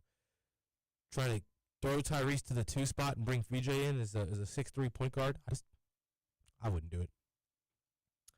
Texture says, 502-414-1450. Has Roman hit under 70 at golf yet? I heard that was the goal. Also, I'm manifesting a team like OKC drafting Chucky tonight, a team that's great at developing talent. I mean, I don't think we're going to see Chucky get drafted tonight or Terrence Edwards get drafted tonight. No. But it'd be a nice little surprise if it happened. But I'm not holding my breath. I think Chucky will. I think they both can be G League guys for sure, based on what I saw in that second round last year and how many of those guys had to play a lot of G League play last year, and then the undrafted G League guys. I'm sure he'll find a way onto a summer league roster. Yeah, I know he'll perform in the summer league. He's just too good of a decision maker, too good of a defender with 3-point shot and ball handling ability. As a playmaker first, that'll get him onto a G League tryout kind of a like we'll invite you to our G League team and see how long you can stick around kind of a thing. I can see both Edwards and Chucky landing two-way contracts. I think they'll get summer league deals, and then we'll see what happens from that point forward. But the fact that neither was invited to the combine is a pretty clear indication that neither's going to hear their name called in the draft. But I'd be surprised if they both don't get summer league opportunities. But Roman, you've not hit under 70 at golf yet. No. Maybe I'll not. Got to hit under 100 first. That's step one. Only played 9 once. Wasn't too great. But I've improved a lot since then. We'll get there. Texas said, if I came on a visit and Katina Powell was my stripper, I'd definitely go somewhere else quick, fast, in a hurry. That's Chris the Plumber. Also says, thanks, but no thanks. I'm 100% Oak over here. Thanks for asking. He's getting a text. Text Mike and Roman, have you seen the Ohio State documentary Surviving Ohio State on HBO yet? So gross. No, I didn't even know that was a thing. Shocking that that's not getting more publicity. Surviving Ohio State. I haven't heard of it. It came out this year. Oh, it just came out 2 days ago. I need to watch this, but I feel like I'm not going to want to watch it. Is it like a college lifestyle show? Well, I think it's about the sex abuse scandal that was there. Oh. Yeah. Oh. Okay. I'll watch it. I feel like it's one of those things that you don't want to watch, but you kind of have to. Texture says, I don't love to see the news that St. John's will be an Adidas school going forward. Yeah. I mean, we talked about it. Hopefully, Rick Pitino makes good on his promise to not recruit high school kids anymore, but not necessarily a guy who sticks to his word 100%, so we'll see what happens. It also says, there's a KRC text. Your 7th floor. I remember the 7th floor crew. Are you familiar with the 7th floor crew? No. It was like a Miami scandal. What'd they do? It was a group of football players on the 7th floor. They had they made a very, very, very vulgar rap song about them being the 7th floor crew. And maybe the most famous verse on it was Greg Olson, who now does like all the NFL commentary. Was tied in the NFL. He was on it? Yeah. I don't know if I can even repeat. It's like, what's your name? G, Reg, what you do, get, bleep, how you do it, pull down my pants and shit. Oh, there wasn't like nothing that would have, racist stuff or anything like that. No. It's a lot. He's not allowed to say. A lot of them talking about their sexual prowess and what they do to the co-eds at the University of Miami. I don't know why I haven't heard of this. Yeah, it was a big thing in like the early 2000s. Greg Olson's rapping on it? Talking about his, implying that he has more than 2 legs. We'll leave it at that. I love that I say we'll leave it at that as if it was very, very subtle. Texture says, here's my argument against the selection committee being the least cool person. We got in the tournament. Yes, we got shafted with the seeding, but there's no definitive evidence that the 8 seed derailed our season. If we got a 5 seed, we could have gotten upset anyway. Yes, we got screwed, but is it really worthy of the least cool person? To me, the winner should hands down be Corey Alexander and his constant glazing of anyone not named Louisville. I understand where you're coming from. Like, we still controlled our own destiny. The NCAA selection committee did not force us to lose in the first round. But we controlled our own destiny, and our record suggested we should have been a 7th minimum, and ideally a 6th seed. I'm like 3rd, if you ask me. Even more, obviously, I'm mad about the way that the season ended. I thought Creighton was a bad matchup. I thought we'd lose the game. I didn't think we'd lose by 14, which is what happened. My main gripe with the selection committee and the job they did was that it stripped us of that moment. That we've been through sports fandom hell. Well, they don't care. And back. We went through stuff that no proud college basketball fan base ever thinks they're going to go through. We haven't won a game in the tournament since 2017. We hadn't been to the tournament since 2019. We had COVID strip us of a really good chance to make a run in 2020. We were the first team left out in 2021. We had a bunch of stuff happen. We got Kenny Payne. It was a Homeric trip for us to get to this point. And we're all like gathered up, ready for this moment of catharsis where we're going to hear our name. All the old emotions are going to flood back. Let's get excited about wherever we're going and whoever we're playing. And then the shock value and it happening so early in the process, like nobody got to even celebrate. Everybody was like, my wife was like about to cry when she saw us pop up. She was like, "Can you believe this?" And I'm like trying to write about this for work, and I'm stunned. Like there was no like fist pump moment. The team didn't even get excited. They ripped us of that moment, and I'll never forgive them for that. It was terrible. It was awful. And then obviously losing 3 days later in the very first game once again. Like we waited so long to get back to the tournament, and it felt like we were barely in it. You know, it sucked. Yeah, it was awful. Texas says Ron English will win if current employees are allowed in the LCPT. I don't know, man. I mean, like, it was an uncool effort. The defense also, it's not like we were Peter Sermon, Brian Van Gorder bad, you know? It's not like, the defense did, we didn't give up 45 points a game. But it was, the talent that was out there should not have performed like that in the first half of the season. I'm not saying it wasn't, like, good. I'm not saying that it was good. NFL guys out there, Mike. I'm just saying it wasn't the least cool thing that happened the entire season. Felt like it. You think so? Football season? Like the defensive play? Of football season, yeah. Of football season, but we're talking the entire athletic season. Like, I think there were things that happened that were far less cool. I mean, you look at the games that we lost. Like the Notre Dame game, 31-24. It's not like we went out there and we lost like 55-48. SMU 34-27. The Miami game the defense was atrocious, no question about that. But then you look, the second half of the season, the defense was a lot better. I think allowing that many points to Notre Dame was unacceptable. Allowing that many points to Stanford that point in the season, the Stanford game was unacceptable. Was bad. But I mean, you hold Pitt to 9, you hold Kentucky to 14, you hold Clemson to 21 for God's sake. Like that's, again, I'm not sitting here saying that it's good the way the defense played and the job that Ron English did this past season. I mean, I said I would have cut ties with him after last year. I just don't think it was like on par with some of the other uncool things that we're talking about. We still won 9 games. And the defense was directly responsible for, I mean, probably like 2 of those 4 losses. Like the offense could have done more against Notre Dame. Hell, the officials could have done more against Notre Dame. Same with SMU. Being responsible for 2 losses when you're a 9-win team is a big deal. I'm not saying it's not. I'm just saying it's not the least cool thing that happened for the entirety of the athletic season. But if it changed, we would be in the college football playoff. It did. Look, it did cost us $1.8 million at the very minimum, because if we finished what, 26th or 27th in the final CFP rankings? We finished right outside. If we had finished in the top 25 of the last college football playoff rankings, we would have gotten a $1.8 million bonus. So that Stanford game, or any of the other 3 losses, however you want to look at it. Stanford or Notre Dame, even though they went, it's hard to pinpoint Notre Dame when they went as far as they did, but Notre Dame at that point in the season wasn't what they were at the end of the season, Mike. And I think, yeah, it's not the most uncool thing that happened, but I think because of it, it prevented probably would have been the coolest thing to happen this season. Oh, we beat Clemson on the road. But if we would have had that season on like 11 wins and got to the college football playoff, been the number 1 seed in the ACC. So you're saying if we just, I mean, you're adding 2 wins. I'm adding Notre Dame and Stanford. Because when we played Notre Dame, our offense, I think, looked better than theirs did. I feel like it looked better than at that point in the season than theirs. Look, we also just gave Notre Dame a bunch. Shuck fumbling is not on the defense.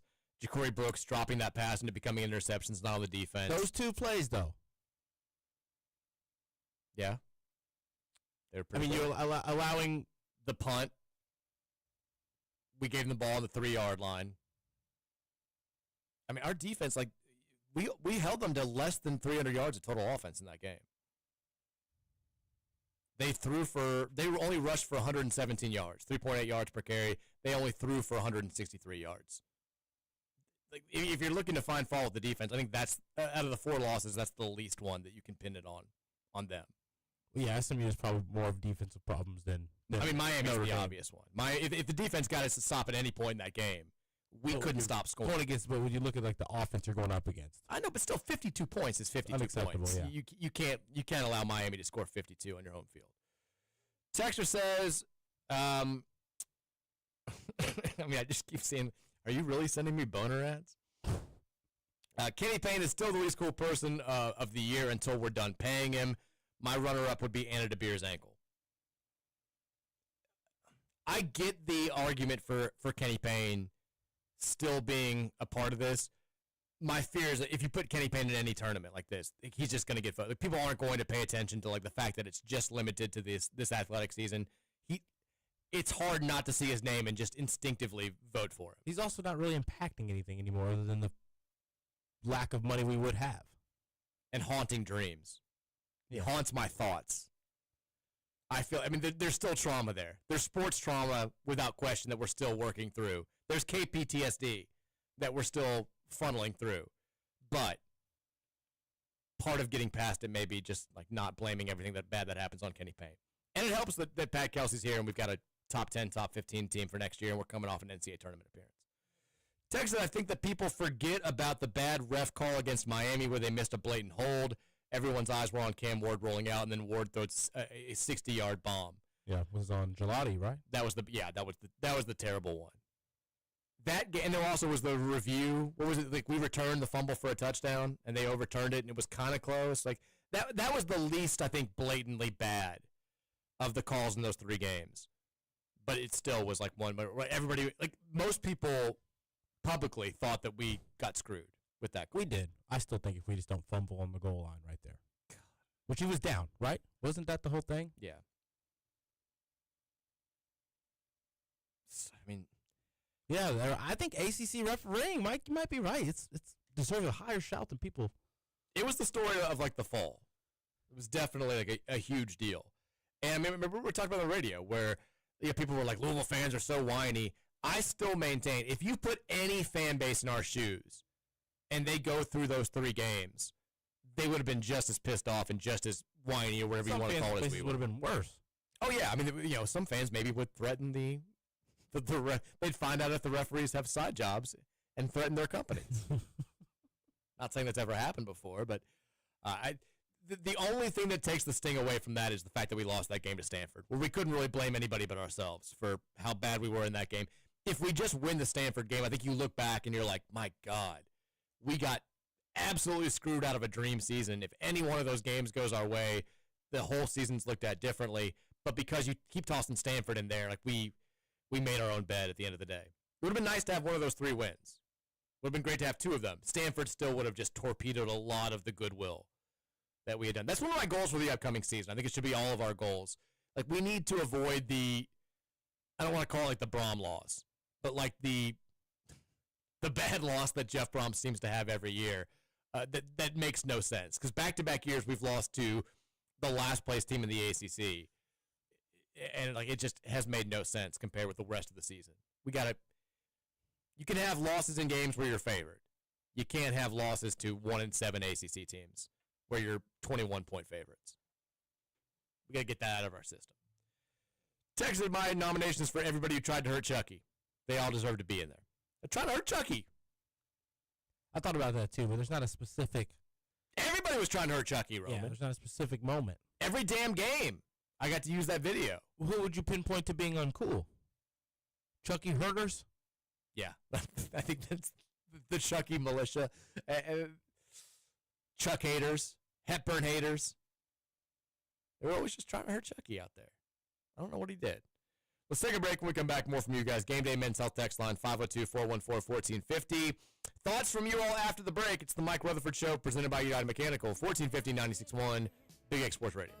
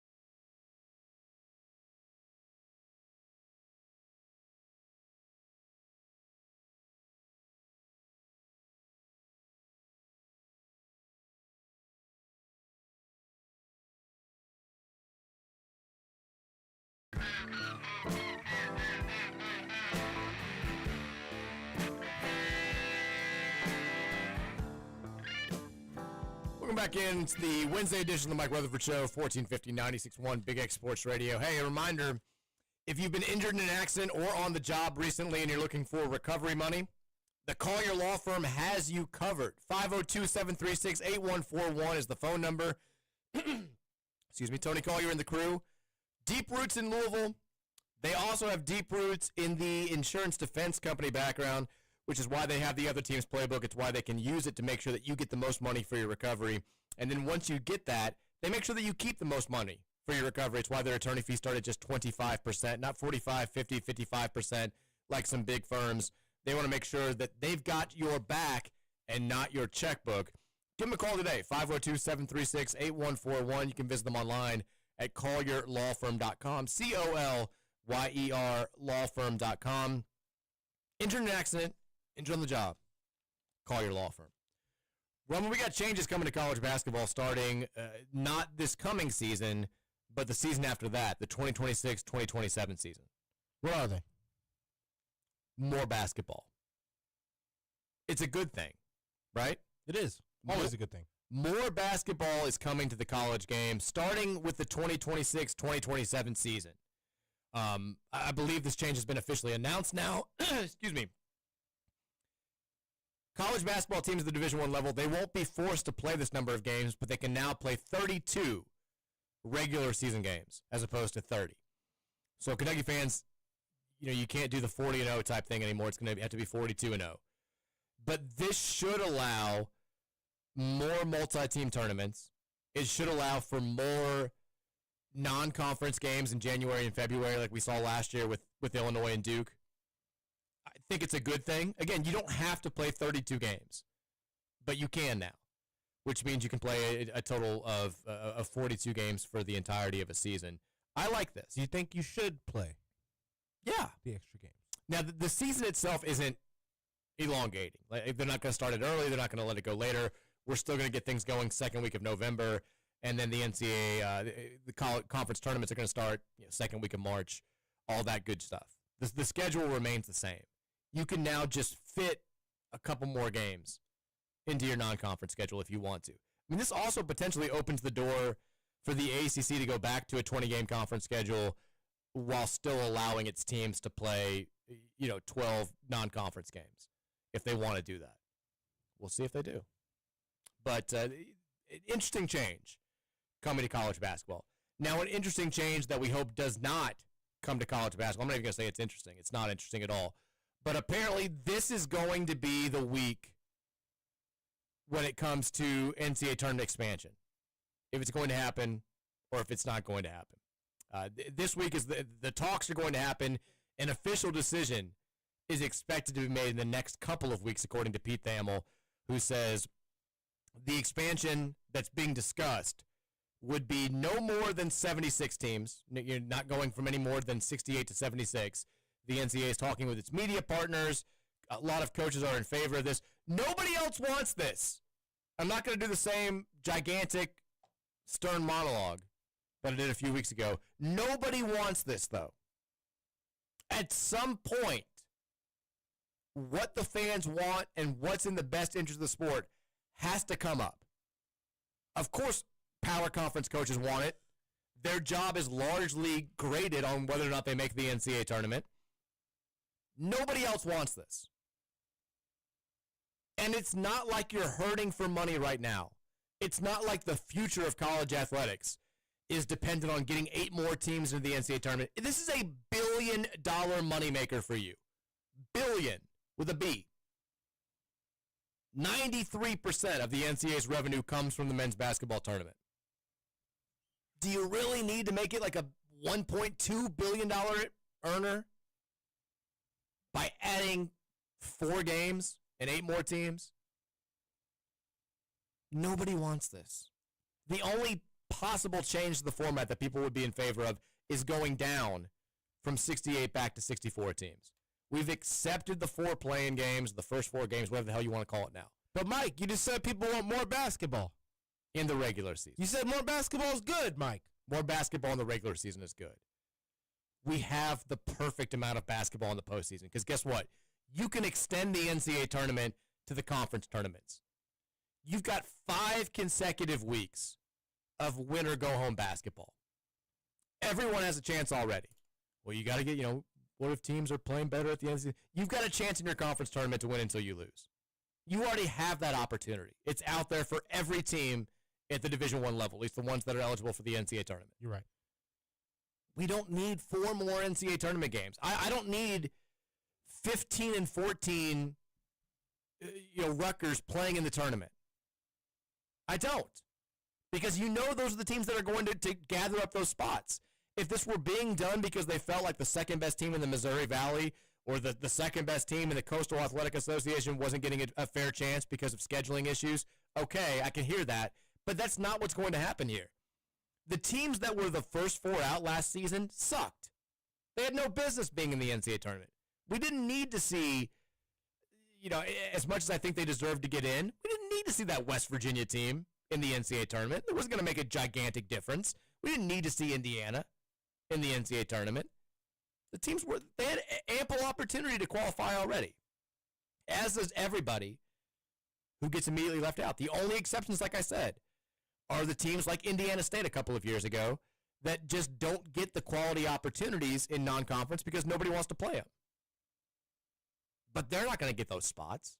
It's going to go to the power conference teams. It's going to go to extending a 500 coach in the SEC for a couple more years. We don't need this. Nobody wants this. At some point, listen to the people that are making your product successful. And college basketball right now is in a good place. It is. It's one of the few sports that feels like it's kind of on the uptick. People people may complain about the NIL and all that stuff. They're watching it at a higher clip now. It's keeping stars home. Did you see the graphic about the most watched basketball games in 2025 so far? No. I would assume it's the championship game. Most watched game of this season, national championship game, 18.1 million viewers. Houston versus Florida.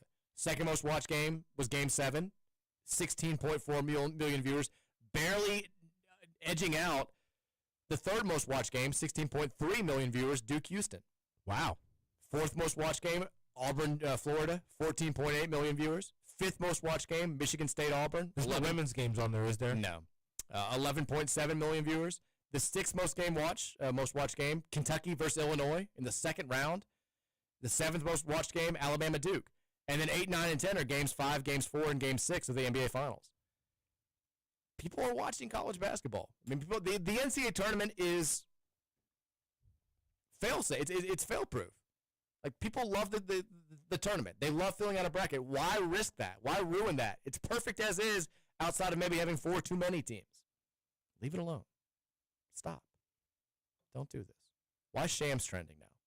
Is he reporting something else new? I didn't get it. I got his tweet notifications on. Oh, people are just mad at him because he said, like, don't sleep. And then that was 14 hours ago, and then nothing's happened since then. So people want, I guess he told Scott Van Pelt last night, like, don't go to sleep. Something big's brewing. And then nothing's happened since then, and people are pissed off about it. Nothing big's brewing. They're saving it for draft night, Roman. We'll see, man. It's happening. Right when we get off the air. Cooper Flagg to the Lakers. It's come. LeBron's gonna end up in New Orleans. We'll see what happens. Game Day Men's Health Text line 512-414-1450. Texture says, this is a little dumper. We've got to nominate Neil Payne to the BPI. You can't lump these two together, right? I feel like this is unfair to Neil. I don't know Neil, but there is a part of me that feels. I mean, we've raked Neil Payne over the coals that one day on the show, and had no idea who he was. And then he basically came out and was like, "I'm doing this off of the BPI. It's not my fault," and I felt kind of bad. I say that as I just mimic his voice, which I've also never heard. The BPI is to blame. The real person to blame here are his bosses at ESPN, because they were basically like, go out here, write this bubble watch feature, but do it under the guise of like you're just using the BPI for the whole feature. And they gave him a flawed metric to go off of. And also, that's not how the selection process works. So it was like 5,000 words that were completely useless. They gave us nothing. They look even more useless now.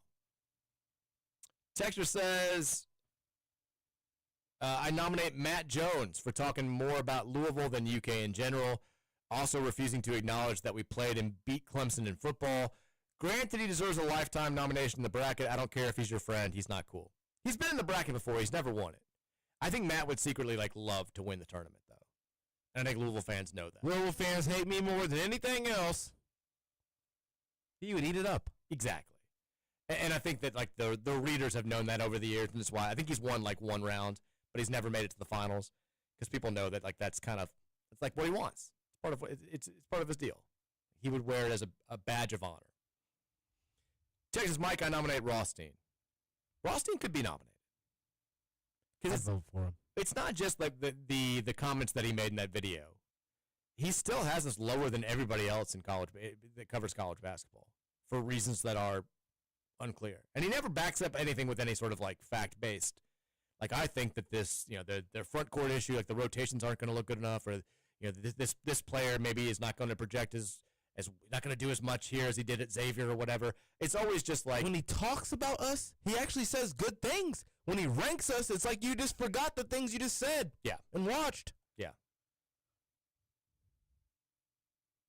It's weird. It's not backed up with any sort of basketball stuff. Deep-rooted basketball knowledge. And that's annoying. Texas says, Roush, this is a KRC text, but if you text it in during our show, we're going to read it. Roush, why do some of the commitment graphics from KSR include the star ratings and some don't? Or are some of the commits not ranked? It drives me insane that they don't match. I mean, I can guess here. I can guess why you have stars on some and why same thing that every program does. If you got a 4-star kid, you're going to put those stars underneath there. You got a 2-star kid, you're not going to show the stars. Texas Mike, this is Trevor's mailman that delivered at your old house on Colonel. What's up, old mailman? I definitely saw big snakes over there when I was on that route. Well, now that house, to be fair, I only lived there until I was 5. So the house that I was talking about with the snakes we lived in Brownsboro Farm. My parents still live there. I need to head over there. Colonel Drive was you go by now. I still don't know how we lived in that house. I mean, it's the smallest house in the entire world. I mean, it had 2 bedrooms, and we had my older brothers lived there, and then myself, and then my sister was a baby. We had 6 people just smashed into that little house. But it was I don't have that many memories of that house. I hate that there are snakes over there, though. It's over there by Plantation Swim Club. The texts are all showing up as red because we're getting auto replies about getting ED and testosterone treatment. Look, we're trying to fix this. How does this even happen? They had to. This has to be some. I mean, is it part of the sponsorship package? No, I think Trey's doing this. Well, maybe it is actually. Are we blaming Trey for this? Yes. Okay. Just want to know. Texas, the NCAA selection committee is by far the least cool thing the past year. Send them the award. I think they're going to win. Yeah, I do too. Yeah. Texas says they're automatically responding to your text with an advertisement for Game Day Men's Health.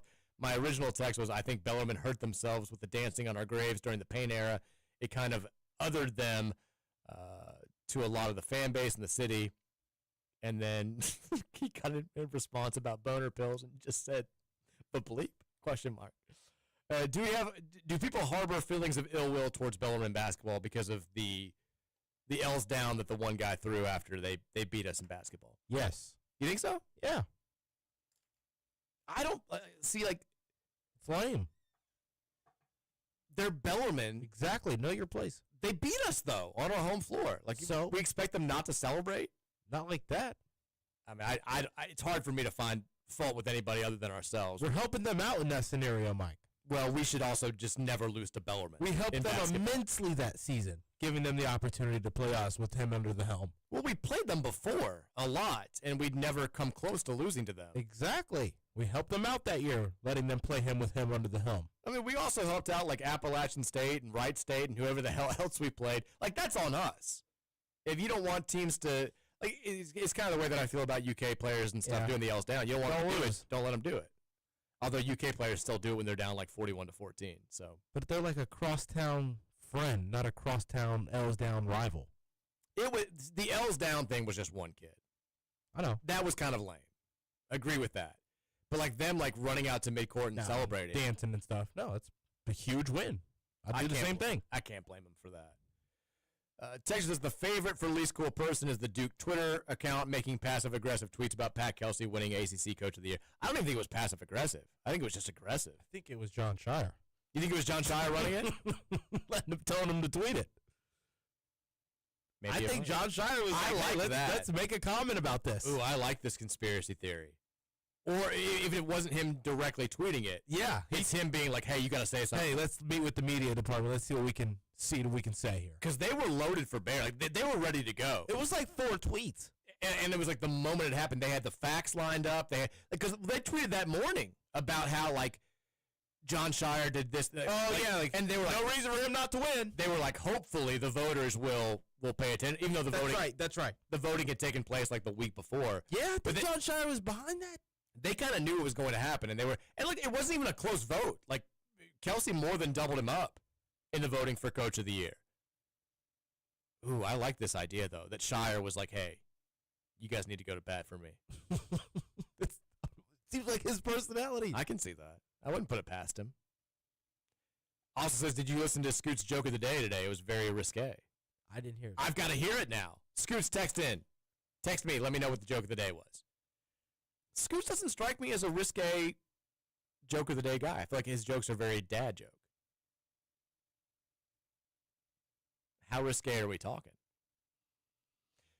Texas says, what's the most annoying thing about the NCAA vacation records as a punishment? It's almost every Power 4 team in the past 50 years has had to deal with it at some point. No one likes putting asterisks all over their media guides and having all-time record comparisons slanted based on games that happen but don't count. Why can't this guy be a simple vote by a college president at the next meeting to say, hey, can we just get rid of this now because it's stupid? Then all is done with. At some point in time. Not enough people would agree. Yeah, I mean, but at some point in time, the vacation of records is going to go away. And it's Western Kentucky had to give up some wins, but they didn't technically have to give up its Final Four appearances. So, like, every ruling is different, and the NCAA has no consistency whatsoever. So whenever this does happen, whenever the NCAA dissolves or the member institutions just say, hey, the vacation of records is the dumbest penalty of all time, the Fab Five happened, John Calipari at Memphis happened, Louisville's national title happened, let's just forget it. Like, it's going to be really tough to keep track of. Like, it's an easy chance for, like, some schools just to go out there and cheat and be like, oh, yeah, we had 17 games revoked, and just add it to your all-time stats and just throw it out there. The whole thing is very, very, very silly. I do think, though, that we're going to a place where, at the very least, the idea that you because right now Michigan still can't have any direct references to their back-to-back national title game appearances that happened under the Fab Five. Like, at some point in time, that's going to go away. You know, Memphis is going to be able to acknowledge that they played in the national title game in 2008, and we're certainly going to be able to acknowledge the fact that we won the national championship in 2013. But I don't know. It's going to be difficult. Oh, Scoots texted in. He said, I tell the joke, but then I forget it most of the time. Oh, God, Scoots, come on. I couldn't tell you what it was for today. Good news for you. You can just find the podcast. Just search for Sunrise with Scoots. What an absolutely shameless. I mean, he put in he like texted me the title of his show to link it all to get me to read it. Absolutely shameless. Drive In with Dingus is the name of the show. Find it wherever you can find your podcast and listen to He knows what the joke is. He absolutely knows what the joke is. He's just trying to make everybody work for it. Trying to get those podcast plays. We need to give him the podcast plays. We'll go listen to it. I'm going to listen to it during the break. I'm going to find it. We're going to play it. Texas said, yesterday, Jerch's story about Teddy got me emotional. Any story about Teddy's going to do that. He's my number one. That one was cool. Also, why did the text line tell me that I have ED? Is this true? I actually like the encouragement. Thanks, Gameday. But, Mike, if you don't give me 5 minutes of Reds talk, I'm going to throw my phone. They're back. I gave you 5 minutes of Reds talk at the beginning of the show. I'm gonna pull Scoots here. You can go back and listen to our podcast, Mike Rutherford Show, wherever you find podcasts. Oh, look, Scoots' way cooler brother, Zach, stepped up here and sent in the joke. Zach's really cool. Zach's awesome. I mean, cheers for U of L, too. This is a long joke. Are you ready for this? Yeah. Well, it starts off with a homeless man. I don't know how I feel about this. This may be risque for Sunrise with Scoots.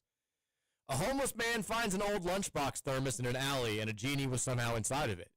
The genie says that he can grant the man 3 wishes that are within his power. The man wishes for immortality, and the genie says it's beyond his power. So the man asks to be extremely wealthy. Genie says, well, that's beyond my power too. So is being famous. The man thinks really hard about wishes the genie might actually be able to grant him, and said he wants to live in a place with free rent, free food, and all the sex that he could ever want for the rest of his life. The genie thinks about it for a moment and says, I can do that. There's a blinding flash. The man suddenly wakes up in a cell wearing an orange jumpsuit with a meaty hand resting on his shoulder.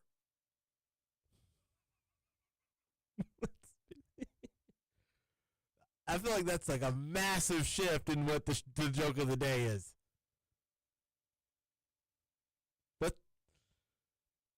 That's funny. That made me laugh. That's good, Scoots. That's risky for 7 a.m. Just to clarify, Scoots thinks that us talking about what was it, the Mormon sex, the soaking, is just deplorable. Prison rape, however, You did. fully acceptable in Scoots' eyes. Just completely signing off on prison rape. Tisk tisk, Scoots. This is what you run the risk of when you tune into Drive In with Dingus now in the mornings. It's not funny, Scoots. It's not funny. All right, we're back after this. 5 o'clock hour is up next here. Mike Rutherford Show presented by United Mechanical. 1450 96.1 Big X Sports Radio. Took our dreams away.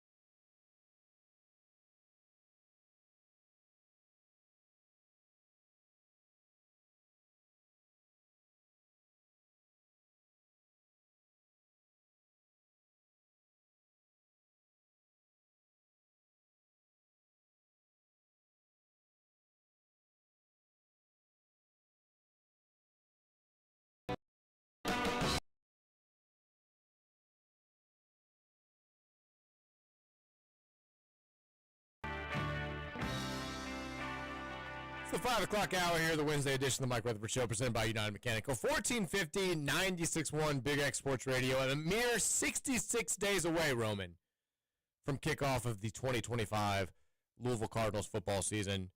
You can almost smell it. Ready for it. You can feel it. It's coming. A couple of nuggets to get started on this 5 o'clock hour before we get to the Game Day Men's Health text line. Reminder, you've only got me for 25 more minutes. You got recap with Roman from 5:30 to 6. Do we have anything else special going on tonight? You're on our airways? Not tonight. Not tonight? Not tonight. Okay. A couple of nuggets to get to before we get back to the text line. One, 3 Louisville baseball players have been invited to training camp for the USA Collegiate Baseball National Team. Tage Davis, Zion Rose, and Lucas Moore. I want to make a quick, bold prediction here. Wait, say that again? 3 Louisville baseball players, Tage Davis, Zion Rose, and Lucas Moore, have been invited to training camp for the USA Collegiate National Team. Cool. Very cool. I think when all's said and done, from this past year's team, Tage Davis is going to be the best pro. Really? Yeah. I think he's got a little bit of a way to figure it out, but the ball looks different coming off his bat than it does anybody else. Counting like Forbes, too. Yes. I think Tage Davis, I mean, he's got to develop a little bit, but this was his first year hitting college pitching at a very high level, and he hit like 280 with 18 home runs. When the ball comes off his bat, it looks and sounds like a major league hitter. Like he's huge. He's got the pedigree. His dad played in the bigs for a while. I think he's going to have a gigantic star turn these next couple of years at Louisville, and he's going to wind up being a high draft pick, and he'll play Major League Baseball at some point. I think that he's the next guy up for us. Zion's fantastic. Lucas Moore is terrific at what he does. But when it comes to, like, their game translating to the next level, I think Tage Davis is going to be the guy eventually. Forbes. I can see it. I mean, he'll be a high draft pick. He's got the velocity. Can he just stay long enough to? Yeah. Pitching's just so tough. You just know. I mean, Brendan McKay was arguably the best pitcher we've ever had. And I think he could have been a big-time major league pitcher. Just injuries. You know, just it's hard to project who's going to be healthy and who's not going to be healthy. Louisville baseball, the final college baseball polls have been coming out over the last couple of days. Cards number 4 in the final top 25 polls from Baseball America and Perfect Game USA.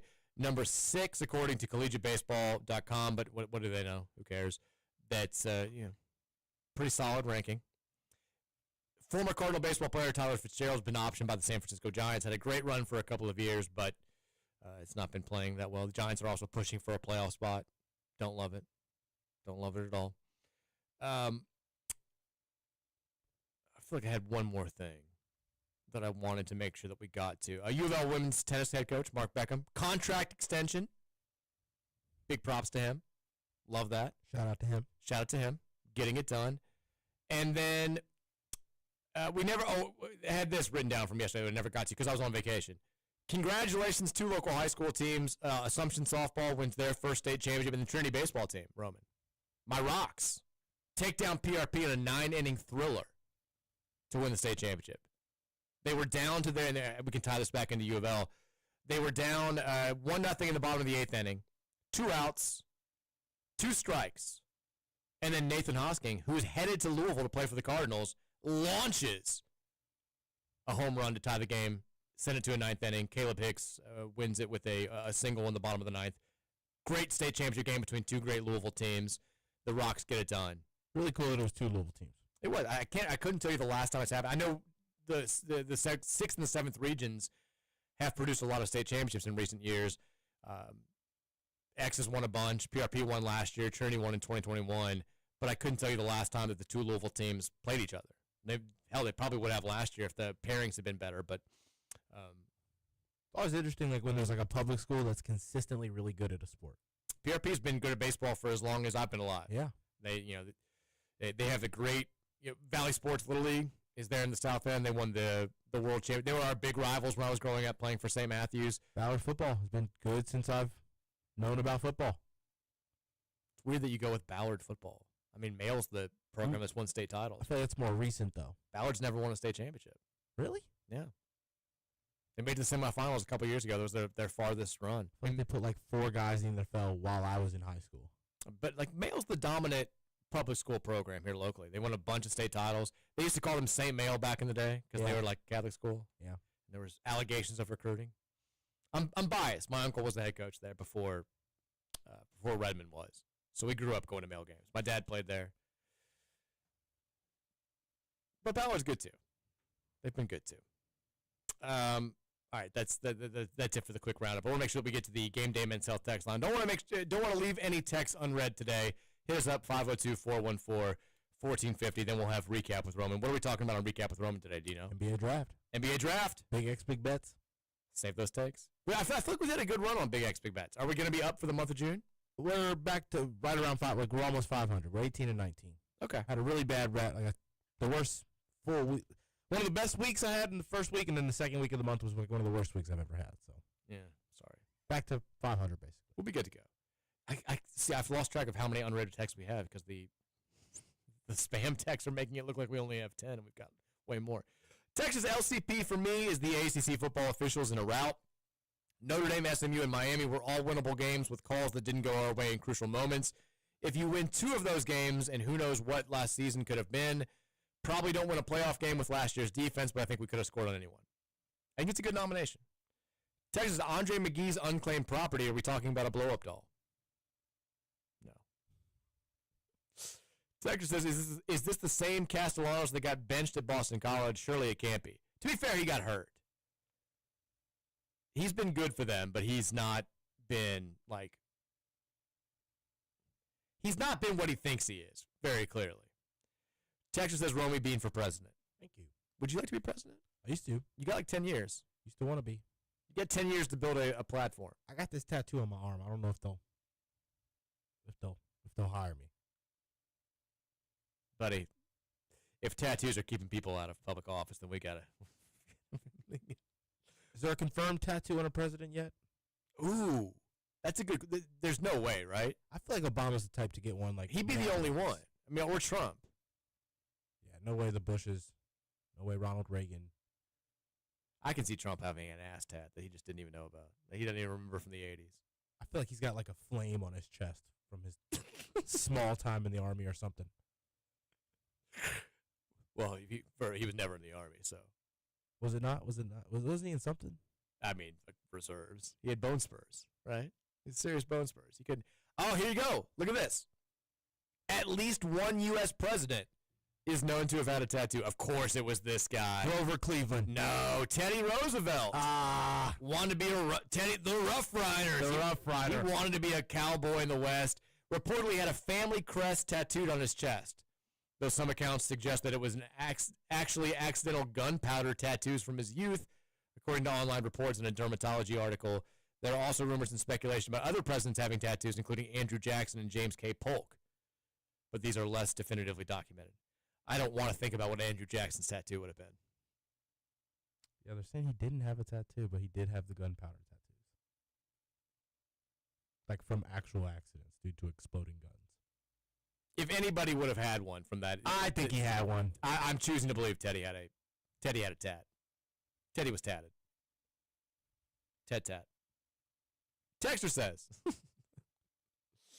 wait, is Roman trying to break 100 on 9 or 18 holes? 18 holes. Texter says third leg, Greg. Yep, that's his name. Texter says going into the break, you guys should play the 7-4 Crew song for context. Just what I've been looking for. There's no portion of that song that we could play. Like even the chorus is. Do you remember that song? It was an Aaliyah song. If your girl only knew. If your girl only knew. They used that as the hook, and it was like, if your girls only knew that she was getting. Damn. No, I don't know that, Mike. Yeah, that's how it goes. Aaliyah was. You remember Aaliyah? I remember Aaliyah, that song. R.I.P. It's a famous song. Texas Peter Sherman's defense was ranked higher than Ron English's defense last year. Look it up. Was it really? I'm going to take your word for it. I don't have time to look it up. Peter Sherman's defense, it was 2017. They were terrible. Yeah, I feel like we were constantly allowing 30 points. There's no way. Brian Van Gorder's defense was like in the 90s. So there's no way that I could buy that, but I can buy the 2017 defense maybe being a little bit higher. Texture says Kenny Payne should get an LCPT Lifetime Achievement Award. We named the tournament after him last year, so kind of works. Texas Kenny Payne was the only thing that has affected my boners. I can't see the boner texts that are going to you, so when you respond to it, I'm done here. Texas, I've got some nominations for the 5 through 8 seeds in the LCPT. 1, Jeremiah Fears for the push-off on Chucky that tore Cason's ACL. I like that thinking. We're getting outside the box a little bit. Who knows how different the season could have been without that play. 2, Tyler Johnson acted pretty childish, throwing L's down, having his family member in the Nike Had the Tight shirt. Louisville's fan base showed him nothing but love the season before. That's a good one. And then 3, the linebackers' collective inability to cover a wheel route. We got cooked by such a basic play time and time again, especially early in the season, and it was infuriating.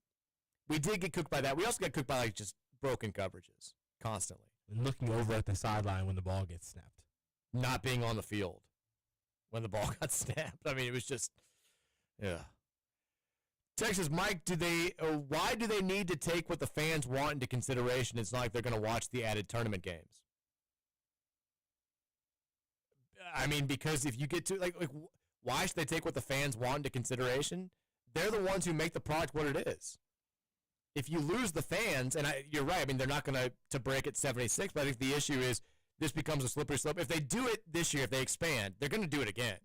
And it will eventually get to a point where it does lose a ton of its popularity, where it does not become the annual phenomenon that defines the month of March in the entire country.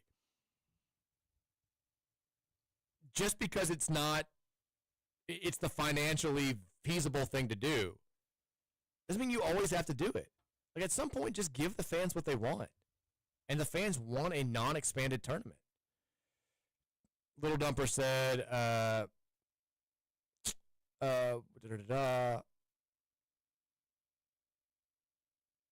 think I already read this, Little Dumper. You maybe missed it.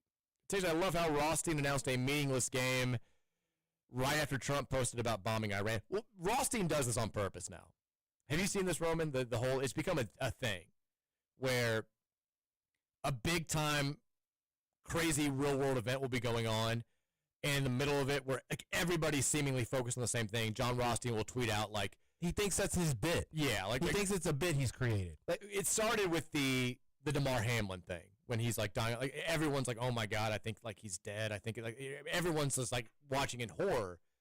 And in the middle of it, Rothstein's UConn has signed a 2-year contract to play Fairfield. And I think that was innocent enough. He's that focused. But it's become a thing now. Whenever something crazy happens, he will specifically be like, Albany and Vermont are going to play 2 games. He does this. And now he knows exactly what he's doing. And I think it's obnoxious at this point. Because he's trying to act like he doesn't know. I'm just so focused on college basketball, I'm not paying attention to the world. You know what you're doing. Fully believe it. Texas says, listening to yesterday's show about triglycerides, you should take steroids. I don't think that's is that the solution? To having high triglycerides? Try it out. No, I don't want to take steroids. And then just responds to the boner text with saying, thanks, I've already got low T. Text of the LCP is the NCAA tournament committee. They gave us an 8 seed as a top 10 team versus BYU, and then embarrassed us as the first game of the tournament. Then we busted 80% of brackets in America. I think we were picked in fewer than 50% of brackets, at least on ESPN, which is crazy. Dave said, no, I want more Reds talk. I heard the first 5 minutes. I need a second 5 minutes. We're going to sweep the Yankees like the British did. I'm not overly confident about tonight, but I wasn't overly confident about last night. I saw we're the second biggest underdog of the day on the MLB slate. The only bigger favorite is the Dodgers. Would love it if it happened. I mean, we play well against everybody besides NL Central teams. If we just were okay against the NL Central, we'd be right there. Texas, it looks like Texas State just got an offer to join the Pac-12 to reach 8 football members. The Power 5 is back, baby. I saw this happening. I feel bad for the Sun Belt because the Sun Belt's going to lose Texas State to the Pac-12. That Pac-12 conference is going to be weird as hell. And now they got that deal with CBS, which sucks for the Mountain West. I don't know where the Mountain West is going to be covered. The Mountain West, I think, could still be a better program.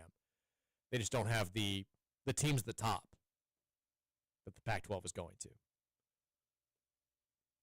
Conference realignment's so weird. I'm gonna have no idea where everybody is. I already don't. It's impossible to follow. Like I mean, I feel like I follow this more closely than 98% of the world, and there still will be times in the middle of the college basketball season where we'll be like, oh my God, when the hell did they join the Coastal? Like, when the hell did they join the Sun Belt? It's impossible to keep a track of. Texture says the announcer voice saying "running with Roman" always sounds like rubbing with Roman, and it makes me laugh every time. It does a little bit. He's like kind of a gargled voice. Rubbing with Roman. There's nothing wrong. I mean, like, it's not a bad thing. I think that's Mitch Craig. Oh, it is for Mitch Craig, Heating and Cooling? Well, we use two different voices, so I shouldn't say that without being certain. Yeah. Texas, I nominate Creighton's three-point shooter Stephen Ashworth for least cool person, as we should, as well as honorable mentions Kenny Payne and Andre McGee. I don't blame Ashworth he wasn't exceptionally uncool. He was good in that game, but they all were good in that game. He does look like Adam Levine because he's like 35 years old, which is not cool. Texas, whenever Louisville starts off a season unranked, we haven't made it past the first weekend. Unfortunately, being preseason unranked matters in terms of our tournament destiny. Well, good thing is we're going to be ranked this year. Who's this texter, Mike? This guy who just texted in? Yes. Oh, it's my guy, Stallworth. Stallworth. Thank you so much for your helping me out with the text last week. Oh, you texted a bunch last week? Yeah, help me out. Give me a lot of cool stats and stuff. That's my guy. He's always got crazy stats. Texas, my dad played football at Male Mike, Chris the Plumber. There you go. Chris the Plumber and I are basically the same guy. Another timeline, you were close buddies. Maybe. Yeah, my dad played it went to Male. My Uncle Jim was the head coach at Male, and my brothers and my mom went to Ballard. And they let me just slip into the Catholic school. Yeah, my mom went to Ballard. My dad's from Jacksonville, Florida. What school did you go to in Jacksonville? You have no idea. No clue. No clue. Whatever it was the coolest high school in Jacksonville. I'll ask him. I can see your dad being a Jacksonville guy. He's got that laid back, like Florida vibe, but not like Miami, Florida, like Jacksonville, Florida. Yeah, he does. The family that we come from down there, I wouldn't necessarily say they have that. Texter says, obviously Roman isn't old enough to know who Brandy and Monica are, but is Mary Rutherford excited that they're going on a joint tour together? I didn't know this was happening. Brandy and Monica. Do you know Brandy? Brandy's somebody's wife. Well, do you know Ray J? Yes. That's her brother. Oh, okay. Brother. Brandy was way more famous than Ray J at first. She went to prom with Kobe Bryant. That's Brandy. Okay. That's Brandy. She was a huge deal in the 90s. She had her own TV show, and she made music. And then Monica had like 1 billion #1 hits from like 1998 to 2000. And then she was an actress? I don't think she ever did acting. But Brandy and Monica had a song together called The Boy Is Mine, which was very popular in like 1999. You liked it? Oh, yeah. Oh, yeah. Everybody liked it. And apparently they're going on a tour together. I think I've heard that. You need to give it up. Yeah, I've heard that. About enough. But they were like two very, very big pop stars at the same time. I don't have an image in my face, so Texter's technically right. I was more of a Monica person than a Brandy guy. I thought Monica was more attractive. I liked her music more. Angel of Mine was a beat. You could slow dance to it at every dance in 8th grade. It was great. Big time song. Did not know they were going on tour. I'm sure my wife will be very excited. They had an infamous feud? Well, they did the song together. I don't think they ever feuded. I could be wrong. Brandy and Monica reflect on their infamous feud ahead of joint tour. I guess they did. I feel like Brandy... Entertainment Weekly will type anything. Yeah, that's true. Brandy feuded with a lot of people. Texas Monica did do some acting, but not a lot. Also, Mike, no one wants to hear Trump and ass in the same sentence. Well, also, Roman, how do you not know this? I know that song. I mean, everybody, all these people are just responding to the boner text. Like, my tea is just fine. I'm so sorry. Roman should try speed golf. I've got a friend that does speed golf. What's speed golf? You have, like no practice swing and you got to sprint to your shot? Yeah, pretty much. Like, you have, like, 4 clubs in your bag. Ooh. So you, like, carry your clubs, and, like, your overall score is a combination of your golf score and, like, how long it takes you to play. So you're, like, sprinting from shot to shot.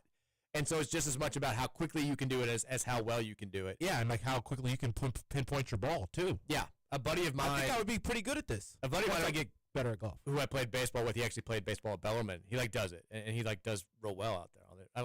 tell him to reach out to me and invite me. It's a good way to lower my triglycerides. Maybe I'll get into speed golf. I would just die after the third hole. Be terrible. Yeah, but doing it in like 70 degrees would be nice. Texas, this fun fact to go back to the Tom Selleck conversation from yesterday. Thank God you're throwing us back to Tom Selleck. I appreciate that. He was supposed to play Indiana Jones, but he turned it down because he'd already committed to playing Magnum PI. Really? Oh, he lacked. I mean, Magnum PI was a good gig, but There was no Indiana Jones. Indiana Jones would have been nice to have on your. I used to love Indiana Jones, Mike. I've never seen Indiana Jones. What? I know that's my go-to where it's like the movie that you haven't seen that people can't believe. I've seen like a bunch of bits and pieces. I've never sat down and watched it from start to finish. I think those are why I like the James Bond so much. Because, like, right when I've got out of my love of those, I feel like I got really into the James Bonds. It was like the older, stepped-up version of what I was basically the similar vibe of, just the guy who figured it all out and figured any issue out, problem solver, just with less brutal fighting, or with more brutal fighting. Yeah.